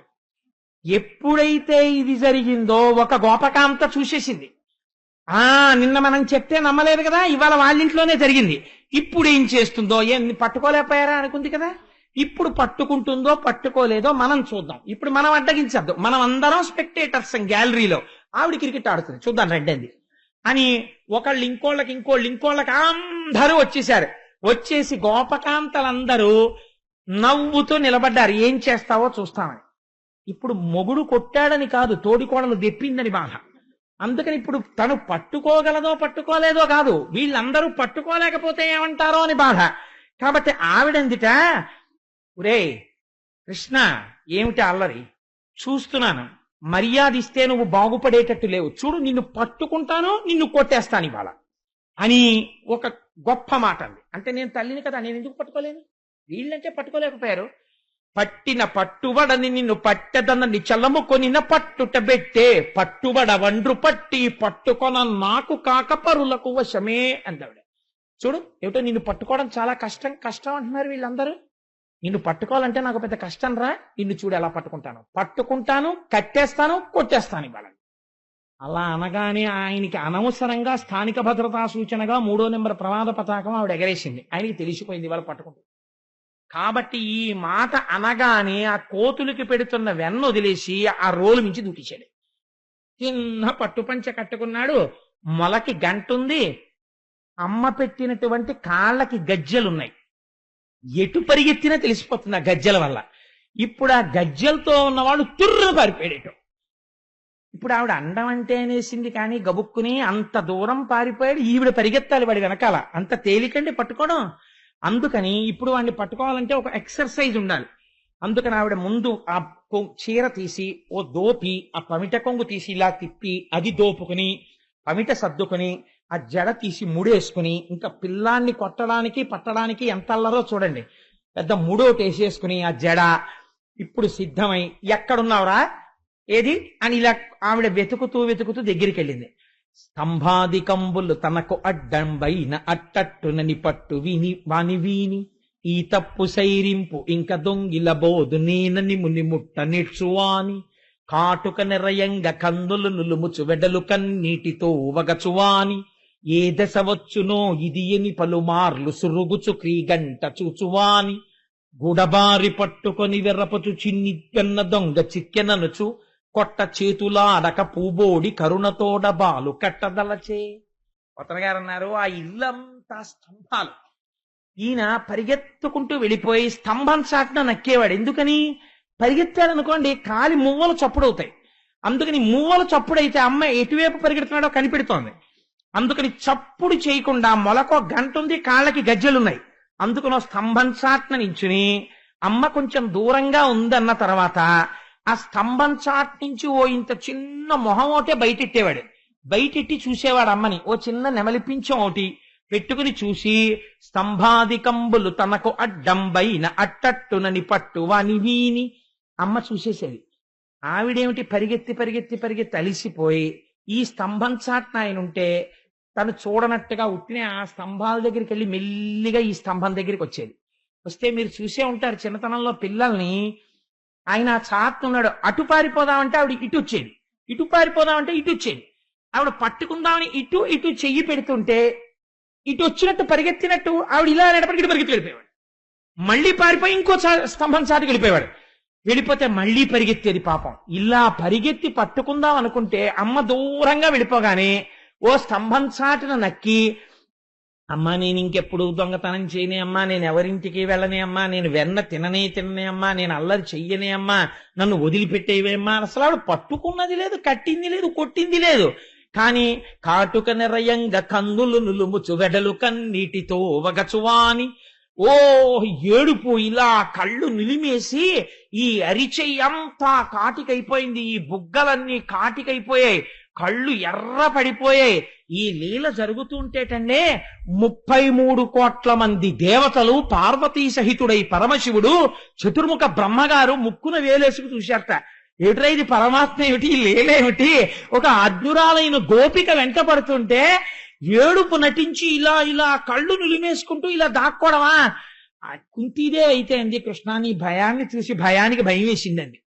అంత నటించేశాడు ఆ రోజున. కాటుక నిరయంగా కందులు నులుముచు వెడలు కన్నీటితో వగచువాని ఏ దశ వచ్చునో ఇది ఎన్ని పలుమార్లు సురుగుచు క్రీగంట చూచువాని. అమ్మిటొచ్చేస్తుందో అని ఇలా చూస్తూ పరిగెడుతూనే ఉన్నాడు. ఆఖరికి చూశాట, దొరకలేదు. ఎందుకు దొరికిపోయాడో తెలుసా అండి? వడల చెమటలగా ఎనుత్తరీయముదార తురుముకున్న విరులు జారిరాల పట్టరాని తనను పట్టెదనని చింత కట్టుకున్న తల్లి కరుణ చూచి. అమ్మ ఆ పరిగెత్తి పరిగెత్తి పరిగెత్తి పరిగెత్తి అలిసిపోయింది. ఇంకా అడుగు తీసి అడుగేయలేకపోతోంది. ఆ వేసుకున్న ముడి ఊడిపోయింది, ఆ వేసుకున్న పమిట జారిపోతోంది, పెట్టుకున్న పువ్వులన్నీ రాలి కింద పడిపోయాయి, ఒళ్ళంతా చెమట పట్టింది. ఉక్రోషం వచ్చేస్తోంది కొడుకు దొరకట్లేదని. వెనక్కి చూస్తే వీళ్ళందరూ ఓ పక పక పక పక నవ్వులు. ఏది పట్టుకుంటా అన్నావు కదా కొడుకునని. ఇంకా అడుగు తీసి అడుగు వెయ్యలేక, నాకు దొరకట్లేదు వీడు, చూసావా వీడికి ఇంత పాలిచ్చి పెంచాను, నన్ను ఎంత అవమానం చేసేస్తున్నాడు అని అక్కసొచ్చేసి ఇంకా కళ్ళమ్మ నీళ్లు రావడమే తర్వాయి అమ్మకి. ఈ స్థితిలో పట్టరాని తనను పట్టెదనని చింత కట్టుకున్న తల్లి కరుణ చూచి. ఆయన దొరికేవాడు కాడాయన, అటువంటి వాణ్ణి దొరకాలి పట్టుకుంటానని పరిగెడుతోంది. అయ్య పిచ్చమ్మ నా కోసం ఇంత పరిగెడుతోంది, నేను దొరకకపోతే అమ్మ కదా పాపం నలుగురిలో అవమానం అయిపోతుందేమో, దొరికిపోతానమ్మకని దొరికిపోయాట. దొరికిపోతే గూడబారి పట్టుకొని గభాలన ఆ భుజం పట్టుకుంది. కడుపులో అక్కస వచ్చేసింది కదండి, కొట్టేయాలనుకుంది. కానీ ఇలా చెయ్యెత్తేటప్పటికీ ఆ కళ్ళ నిండా కాటుక, బుగ్గల నిండా కాటుక, ఏడుపు, ఇలా వంగిపోయి అని వెక్కేస్తూ అమ్మా అమ్మా అంటుంటే డొక్కలు అదిరిపోతుంటే చూసి అయ్యో పాపం పిల్లాడి ఎలా ఏడి చేస్తున్నాడని కొట్టలేక ఇంకా చెయ్యి రాక కట్టుకున్న ఆ పిల్లవాడిని కట్టేస్తానని మాత్రమే అందిట. వీడిని ఎక్కడో అక్కడ కట్టేస్తాను ఇవ్వాలంటే ఎంత మభ్య పెట్టేశాడో చూడండి అని ఆ పిల్లాన్నిలా చేత్తో పట్టుకుని మోకాళ్ళ మీద కూర్చుంది. నిజంగా ఇక్కడ దర్శనం చెయ్యండి ఆ యశోద అదృష్టం. ఏమమ్మా ఇలా ఎవరికైనా దొరికాడా పరమాత్మ ప్రపంచంలో? ఏమి నీ అదృష్టం అని చూస్తున్నారు దేవతలందరూ. ఆవిడ మోకాళ్ళ మీద కూర్చుని పౌర సన్మానం చేసినంత సంతోషపడిపోతుంది. ఎందుకని వీళ్ళెవ్వరికీ దొరకని వాడు తనకి దొరికాడు, పట్టుకుంది వాళ్ళ. ఇది ఆవిడ సంతోషం. తల్లి పిల్లల మీద చాలా కోపం వచ్చేసింది అనుకోండి, అమ్మకి గట్టిగా తిట్టడం కూడా రాదు అసలు. అందుకే అమ్మ తిట్లు తాటాకుమంట, అయ్యగారి తిట్లు కాల్చిన ఊచ అలా ఉంటుంది. అమ్మ తిట్లు ఎంత తాటాకుమంటలా ఉంటాయంటే ఓ అరగంట తిడుతుంది. ఎందుకు తిడుతుందో తెలియదు. 8:30 అయిపోతుంది, 8 నుంచి 8:30 వరకు తిడుతుంది ఆ పిల్లని. 8:30కి ఆ పిల్ల వచ్చి అంటుంది, అమ్మ వంకాయ కూర చాలా బాగుండవే, క్యారెట్లు ఇంకొంచెం పోయి మా ఫ్రెండ్స్ కూడా తింటాను. 2 గిన్నెల్లో పెట్టానులే అందరికీ అంటుంది. ఎందుకు ఆ తిట్లు? అమ్మ తిట్లు అంతే. ఆ తిట్లలో కూడా గట్టిగా తిట్టలేదు, తిట్టలేక తన మీద ఉక్రోషం పెట్టేసుకుంటారు. నేను చాలా చోట్ల చూశాను ఇలాంటి సందర్భాలు. పోతన గారు ఎంత దర్శనం చేశారో చూడండి ఆంధ్రీకరించడంలో. ఆ కృష్ణుణ్ణి పట్టుకుని, వీరెవ్వరు శ్రీకృష్ణులు కారా, ఎన్నడును మన్ను తినరట, చోరత్వంబించుకయును నేరరట, ధరిత్రినిట్టి నియతులు కలరే. ఆ అబ్బాయి ఎంత అదృష్టం రా నాన్న. పాపం ఏంటండి ఇలా దొరికిపోయారు, ఏడుస్తున్నారేంటండి? పాపం మీరు శ్రీకృష్ణులు కార్యమోయే, ఇలా దొరికిపోయారేమిటో నాకు. పాపం పిచ్చివారు, మీరు ఎప్పుడు వెన్న తినలేదు, నెయ్యి తినలేదు, మీ అమ్మ పెడితే కదూ అదే తింటుంది కడుపుకు అంతాను, అన్ని తీసుకెళ్లి ఉట్టి మీద దాచుకుంది, నీకు ఎప్పుడన్నా పెడితే కదూ. అమ్మకి కోపం వచ్చేసింది అనుకోండి పిల్లల మీద, ఇలాగే ఉంటాయి ఆ దెప్పులన్నీ, చిత్రంగా ఉంటాయి. అవును పాప, ఎవరింటికైనా వెళ్ళి అదేంటి ఎంత బాగుంటుంది, ఎంత బాగుందో ఆంటీ మీరు వండిన కూర, మా అమ్మకి ఇలా వండడం రాదు అందనుకోండి, అమ్మకి కడుపులో అక్కసు వచ్చేస్తుంది. వచ్చేసి మర్నాడు మంచి కూర వండేసి పెట్టి, అమ్మ కూర చాలా బాగుందమ్మా అన్న తర్వాత కూతురునో మాట అంటుంది. పాపమే, మీ అమ్మకి వంట వస్తే కదూ, గాలికి పుట్టి ధూళికి పెరిగారు మీరు, ఏదో పాపం సర్దుకున్నారు. వాళ్ళు వీళ్ళు వండినట్టు నేను ఎక్కడ వండుతాను లేవే, ఇవ్వాలంటే ఏదో కుదిరింది కానీ. అంటే ఎక్కడది? నిన్న రాత్రిది. ఎంత తాపత్రయమో తను వండింది పిల్లలు సంతోషంగా తినాలని. కాబట్టి చూడండి, ఆ అమాయకత్వం నిందించడంలో కూడా, తిట్టడంలో కూడా ప్రేమే. వీరెవ్వరు శ్రీకృష్ణులు, ఇవన్నీ ఏవి మనను ఉద్దేశించినవి కావు. వీరెవ్వరు శ్రీకృష్ణులు కారా, నువ్వు కృష్ణ ఏమిటో పాపం, నువ్వు కృష్ణుడివి కావే, చోరత్వం వించుకయ్యను నేరరట. పాపం నీకు దొంగతనం తెలియదుటే, నువ్వెప్పుడు వెన్న తినలేదే, నువ్వెప్పుడు నెయ్యి తినలేదే. పాపం మహానుభావుడు, ఎంత అదృష్టం రా నాకు నీలాంటి కొడుకు పుట్టాడు. కడుపులో మంట. ఈ ధోరణి ఎక్కడికి పోతుందో తెలుసా అండి? మెల్లిగాను క్రమక్రమంగా ఆయన మీదకి వెళ్ళిపోతుంది. వసుదేవ్ మహానుభావుడు నందుడి మీద. ఎందుకని? కొడుకు మీద కోపం ఎక్కడికెడుతుందంటే, నా అదృష్టం రా నాయన, ఎంత పూజలు చేశానో. అలాంటి మహానుభావుడు ఏది అక్కర్లేదు. ఇంట్లో ఉంటే పుస్తకాలు, వీధిలోకి వెడితే ఉపన్యాసాలు, వేలపట్నం వచ్చి చక్కగా తిని వెళ్ళిపోతారు. బ్యాంకు పని నేనే చేసుకోవాలి, ఉద్యోగం నేనే చేసుకోవాలి, కూరలు నేనే తెచ్చుకోవాలన్నట్టు ఎంత అందంగా మాట్లాడిందంటే ఆవిడ, ఎంత అల్లర్రా నాయన, నా అదృష్టాన్ని ఇలాంటి కొడుకుంటాడరా అని దెప్పి పొడిచి కృష్ణుణ్ణి. ఇప్పుడు ఆయన్ని విడిచిపెట్టింది అనుకోండి, కట్టేయడం కష్టం, దొరకడు మళ్ళీ. అందుకని ఇప్పుడు ఏం చేయాలి? కట్టేయాలి ఆవిడ. అందుకని ఆ కృష్ణుణ్ణి చేత్తో పట్టుకుని ఆ కట్టడం కోసమని తాడు కోసం వెడుతోంది. వెళ్ళేటప్పుట ఆవిడ తజ్జనని లోగిటెంగల రజ్జు పరంపరల శిశువు కట్టన్, ఆ బొజ్జ తిరిగి రాదయ్య జగజ్జాలములున్న బొజ్జ కట్టంతరమే. నేను వేరొకరి ఇంటి మీద పెడితే బాగుండదు, అందుకని కొన్ని మా ఇంటి మీదకి వెళ్ళేటట్టు ఉంటాయి చెప్పేవి. అది మీరు దానిలో ఉన్నటువంటి ఆ మర్యాద గుర్తించాలంతే. అందుకని ఆ కృష్ణుణ్ణి ఒక చేత్తో పట్టుకుని తీసుకెడుతోంది.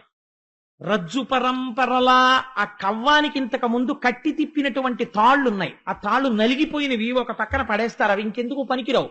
ఆ తాడు తీస్తోంది, బొజ్జ చుట్టూ తిప్పుతోంది, తిప్పితే 2 అంగుళాలు తక్కువ వస్తోంది. అలా వదిలేసింది అనుకోండి పిల్లాన్ని, వదిలేసి ఇంకో తాడు ముడేసింది అనుకోండి, ఇలాగా ముడేస్తే వెళ్ళిపోతాడు, మళ్ళీ దొరకడం. అందుకని పిల్లాన్ని అలాగే పట్టుకుని ఒక చేత్తో 2 తాళ్లు ముడేయాలంటే ఎంత కష్టం మీరు ఆలోచించండి. ఒక్క చేత్తో 2 తాళ్లు ముడేయండి, చాలా కష్టం. ఒక చేత్తో ఈయన్ని పట్టుకోవాలి, ఒక చేత్తో తాళ్లు అలాగే పట్టుకుని ఈ చేత్తో ఇలా 2 కలిపి ముడేస్తూ ఉండాలి. ఇవన్నీ దేనికి? ఆయన్ని కట్టేయడానికి. ఆయనేమో అమ్మా నేను ఎక్కడికి వెళ్ళనే, అమ్మా నన్ను వదిలేవేమ్మా, నన్ను వదిలేవేమ్మా అని ఇలా తోసేస్తూనే ఉన్నాడు. చెయ్య అంటూ ఉండాలి, తాళ్లు తెస్తూ ఉండాలి. ముడేస్తోంది, బొజ్జ తిట్టు తిప్పుతోంది, మళ్ళీ 2 అంగుళాలు తక్కువ వస్తోంది. ఏమిట్రా ఇన్ని తాళ్లు కట్టినా 2 అంగుళాలే తక్కువ వస్తోంది అన్న విషయం ఆవిడ మర్చిపోయింది. మరిచిపోయి తాడు తెస్తోంది, ముడేస్తోంది, తిప్పుతోంది, 2 అంగుళాలు తక్కువ వస్తోంది, మళ్ళీ తాడు తెస్తోంది, ముడేస్తోంది, తిప్పుతోంది, 2 అంగుళాలు తక్కువ వస్తోంది. ఇలా తిరగగా తిరగగా తిరగగా పోతన గారు అన్నారు, చిక్కడు సిరికౌగిటిలో చిక్కడు సనకాది యోగి చిత్తాబ్జములన్ చిక్కడు శృతిలతి కావళి చిక్కెనతడు లీల తల్లి చేతన్రోలన్. ఆఖరికి ఆయన ఇటువంటి వాడు. చిక్కడు సిరికౌగిటిలో లక్ష్మీదేవి అంతటిది కౌగిలించుకుందాం అనుకుంటే లక్ష్మీదేవి కౌగిలికి దొరకనివాడు. చిక్కడు సిరికౌగిటిలో చిక్కడు సనకాది యోగి చిత్తాబ్జములన్ సనక సనందనాది మహర్షుల యొక్క మనస్సులకి చిక్కనివాడు. చిక్కడు శృతిలతి కావళి వేదమంత్రములకు దొరకనివాడు. అటువంటి వాడు చిక్కెనతడు లీల తల్లి చేతన్ రోలన్, అమ్మ చేతికి చిక్కి రోటికి కట్టబడినాడు. అమ్మ కడుపు ఇలా తిప్పి ముడేసేసింది, ఇలా తిప్పి రోటికేసి కట్టేసి ఆ రోజున యశోదాదేవి నేను పిల్లాన్ని కట్టేశాననుకుంటే పాకుతూ బెక్కుతూ అమ్మ వంక చూస్తున్నటువంటి కృష్ణుణ్ణి ఇలా వేలు చూపించి ఆ రోజున అమ్మ బుద్ధులు చెప్తుంటే నిజంగా బెంగెట్టేసుకున్న వాళ్ళ, అమ్మ కొట్టేస్తుందేమో అన్న వాళ్ళ ఏడుస్తూ వింటున్నటువంటి కృష్ణుణ్ణి చూసి ఆనాడుట అమ్మ గట్టిగా తాడు కట్టేస్తే రోటికేసి ఒంటి మీద శ్రీవత్సం అన్న పుట్టుమచ్చ తప్ప వేరొక మచ్చలేని స్వామికి ఈ పొట్ట భాగం అంతా కందిపోయి తాడుతో నలిగిపోయి గుర్తుపడిపోయిందిట. స్వామి, ఏ మచ్చలేనటువంటి నువ్వు మాలోకంలో అవతరించి మమ్మల్ని ఉద్ధరించాలనుకుంటే తెలియక అమ్మ నిన్ను కట్టేస్తే ఆ చిన్ని బొజ్జ ఎంత నలిగిపోయిందో ఆ రోజున, ఆ నడుమెంత నలిగిపోయిందో. మహానుభావుడివి పీతాంబరం కట్టుకుని మొలనూలు పెట్టుకుని గంటలు మోగుతుండగా నడిచొస్తావు. ఎవరు ఆ నాభి ప్రదేశాన్ని, ఆ కడుపుని ముట్టుకోగలిగినటువంటి అదృష్టం ఎవరికి ఉంటుంది? అటువంటి కడుపుకి అమ్మ తాడు కట్టేసిందా? ఉరుసుకుపోయి నలిగిపోయిందా? నలిగిపోయి మచ్చ పడిపోయిందా? దామోదర అని పేరొచ్చిందా నీకు? స్వామి, ఎంత మహానుభావ, ఎంత సౌజన్యమూర్తివి, ఎంత కారుణ్యమూర్తివి అని కృష్ణ భగవానుని యొక్క కారుణ్యాన్ని మనసులో స్మరించి 6 నెలలు స్పృహ తప్పిపోయారట కొంతమంది ఈ లీల విని. భగవంతుడి యొక్క కారుణ్యానికి, వాత్సల్యానికి. ఈ 2 అంగుళములు తక్కువ అవడం అంటే ఏమిటో తెలుసా అండి? భగవంతుని పూజ చేసేటప్పుడు ఎందుకు పూజ చేస్తున్నావు నువ్వు మర్చిపోవాలి. నీ ఇంట్లో అన్నిటికన్నా నీకు ప్రేమ పాత్రము ఏది కావాలంటే నీ పూజా మందిరము ప్రేమ పాత్రము కావాలి. అయ్యో, నా స్వామికి ఇది చెయ్యకుండా నేను ఎలా ఉండగలను అన్న భావన నీకు బాగా పెరగాలి లోపల. అయ్యో, లేచి ఈశ్వరారాధన చేయకుండా ఎలా ఉండగలను అని. మానస పూజ చేసినా కూడా అయ్యో నేను ఇవాళ స్వామిని ఒక్కసారి దర్శనం చేయలేకపోయానే అని, అయ్యో ఇవాళ నేను గుడికి వెళ్ళలేకపోయానే, ఇవాళ నేను ఒక్క పద్యం చదవలేదే, ఇవాళ నేను ఒక్క మంచి మాట వినలేకపోయానే, ఇవాళ నా జీవితం నిరర్థకంగా సాగిపోయిందే అని బెంగ పెట్టుకోగలిగితే ఆనాడు నువ్వు చేసినటువంటి పూజకి కోరికుండదు. ఈ ప్రయోజనమునకు చేస్తున్నావు, నేను చేస్తున్నాను, ఈ 2 మర్చిపోతారు పూజలో. అది విచిత్రం తెలుసా అండి? మీరు ఒక పూజ చేసేటప్పుడు నిజంగా రమించిపోయినటువంటి స్థితి ఎక్కడికి వెళ్ళిపోతుందో తెలుసా? మీరు పూజ చేస్తున్నారు అన్న భావన మర్చిపోతారు, పూజ ఎందుకు చేస్తున్నారన్న భావన మర్చిపోతారు. ఏదో ధర్మార్థ కామ మోక్ష చతుర్విధ పురుషార్థ ఫల సిద్ధ్యర్థం అని పూజ మొదలు పెడతారు. పూజ మొదలు పెట్టి నిజంగా మీరు పూజ చేస్తున్నారనుకోండి, మీరు పూజ చేస్తుంటే మీరు అమ్మవారికి ఇలా పువ్వులు వేస్తూ అథాంగ పూజ చేస్తాం కదండి. అమ్మవారికి అయితే కేశాది పాదాది పర్యంతం చేస్తాం. అమ్మవారి పూజ చేసేటప్పుడు ఇదే శంకర భగవత్పాదులు సౌందర్యలహరిలో అడుగుతారు. మీరు అమ్మవారికి పైనుంచి కిందకి పువ్వులు వేసుకుంటూ వస్తున్నారు అనుకోండి, మీరు అమ్మవారి ముక్కు దగ్గరికి వచ్చేటప్పటికి నాసికాం పూజయామి అని ఒక పువ్వు విసిరేస్తాం. అసలు నిజంగా అథాంగ పూజ అంటే ఎలా చేయాలో తెలుసా అండి?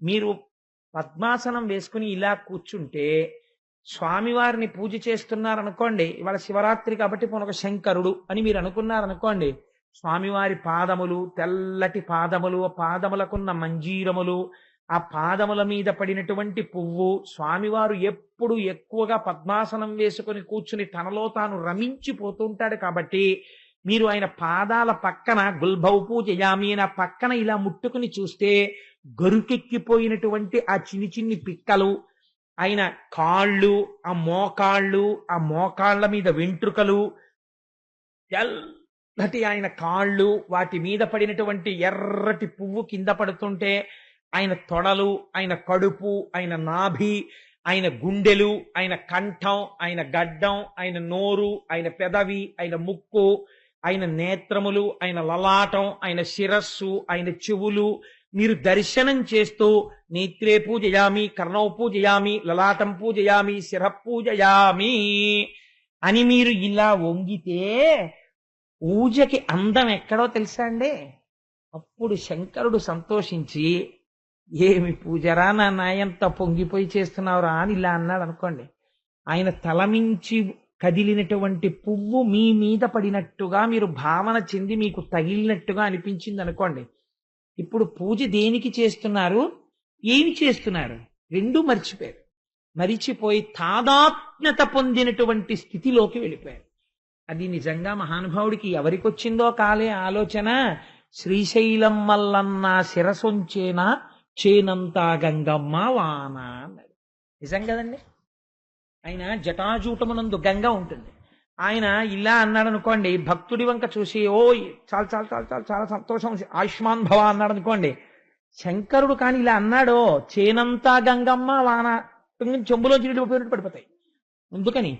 జటాట వీగల జల ప్రవాహ పావిత స్థలే గళేవలంబ్యలంబితాంభుజంగ తుంగమాలికాం ఢమడ్ఢమడ్ఢమన్నినాదమడ్డమర్వయం చకార చండ తండవం తనోతు శివ శివం జటాకటాహ సంభ్రమ భ్రమం విలింప నిర్ఝరి విలోల వీచి వల్లరి విరాజమానమూర్ధని ధగద్ధగద్ధగజ్వలిల్లలాత పట్టపావకే కిశోర చంద్రశేఖరే రతి ప్రతిక్షణం మమ ధరాధరేంద్ర నందిని కుచగ్ర చిత్రపత్రక ప్రకల్పనైక శిల్పిని తిలోచనే రతిర్మమ నవీన మేఘమండలీ నిరుద్ధరుద్ధర స్ఫురత్ కుహూనిషీదినీతమ ప్రబద్ధ బద్ధ కందర నిలింప నిర్జరీధన తనోతి కృత్తి సింధుర కళానిధాన బంధుర అని ఆ శంకరుణ్ణి పూజ చేస్తూ రావణాసురుడు స్తవం చేస్తాడు.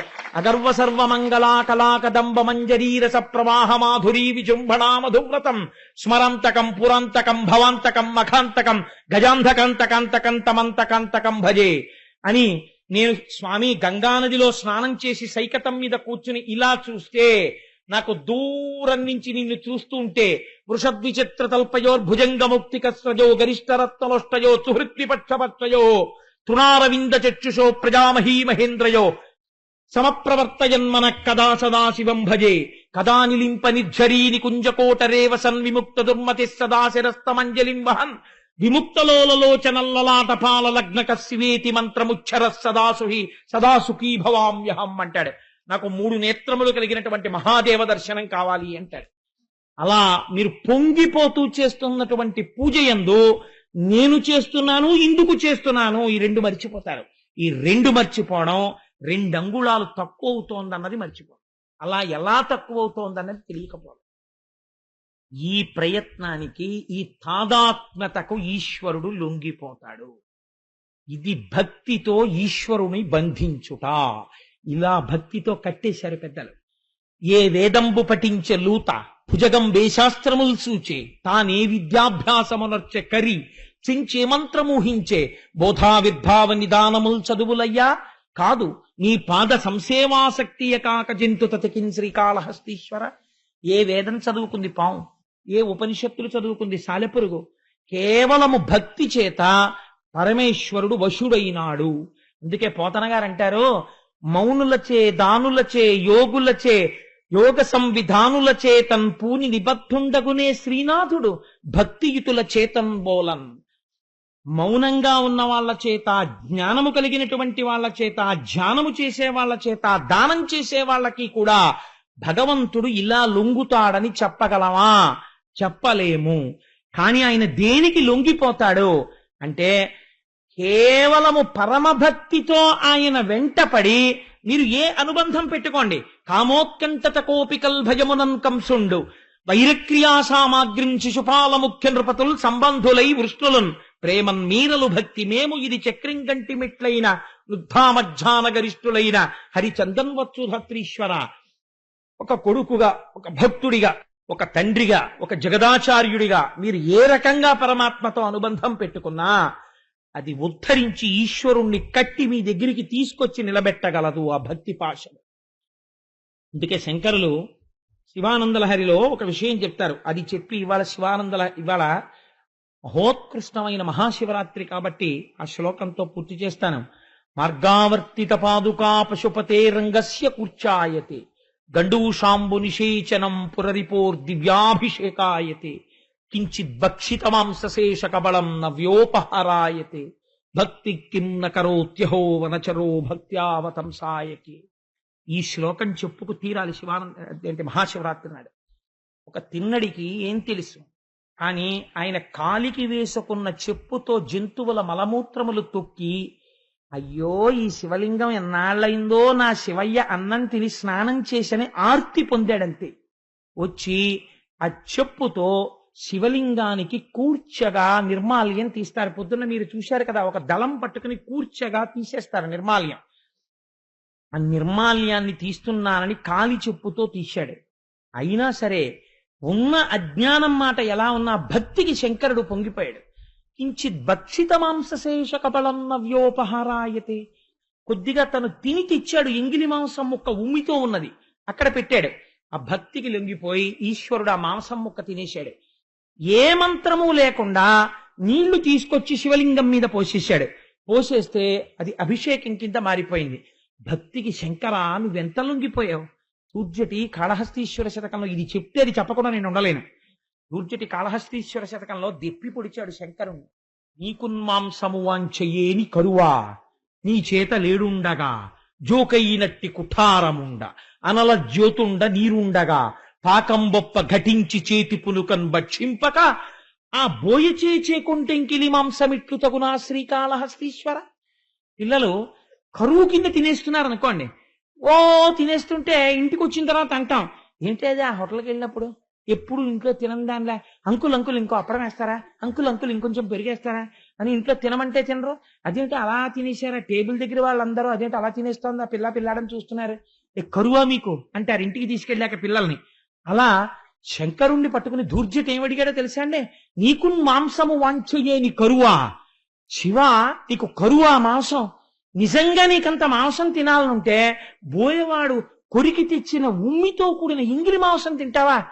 ఎందుకే నీకంత కరువైతే ధవళ విపుషమిందోర్ మండలే సన్నివిష్టం భుజగవలయహారం భస్మదిగ్ధాంగమీశం మృగయ పరశు పాణించారు చంద్రార్ధమౌళిం సదయ హృదయ మధ్యే సంతతం చింతయామి. ఈ చేతిలో లేడుంది, ఈ చేతిలో గొడ్డలుంది. హాయిగా నువ్వు లేచి వంటింట్లో కూడా వెళ్ళక్కర్లేదు. ఇలా కూర్చున్నవాడివి గొడ్డలు పెట్టి ఈ జింకను దెబ్బ కొట్టి ఇంత మాంసం ముక్క తీసుకుని చేతిలో ఉన్న కపాలంలో పడేసుకుని తలలో ఉన్న నీళ్లలో కాస్త ముంచుకుని 3 అగ్నిహోత్రం మీద ఇలా పెట్టుకుని ఉడకించేసుకుని నోట్లో పడేసుకుంటే అయిపోయాయి. వంటింట్లోకి వెళ్ళక్కర్లేదు, మాంసం తెచ్చుకోక్కర్లేదు, ఏమీ చేసుకోక్కర్లేదు, హాయిగా తినేసి. ఇది మానేసి ఎంగిలి మాంసం తినేస్తావా? ఏమిటయ్యా ఈ పనులు, నీకు కరువా అని అడిగాడు. అంటే నిజంగా కరువానే? శంకర భక్తికి ఎంత లొంగిపోయావయ్యా అన్నాడు. భక్తికి శంకరుడిగాను లొంగాడు, కృష్ణుడిగాను లొంగాడు. ఆ భక్తితో కూర్చుని ఆ జ్యోతిర్లింగం అక్కడ 12 గంటల వేళ అభిషేకం జరుగుతుండగా చూస్తే మననెందుకు అనుగ్రహించాడు, అనుగ్రహించి తీరుతాడు. అందుకని ఇంత పరమోత్కృష్టమైన లీల నేను చెప్పలేదు, ఈశ్వరుడే తెచ్చుకున్నాడు ఇవాల్టి ఉపన్యాసానికి ఆ లీల వచ్చేటట్టు.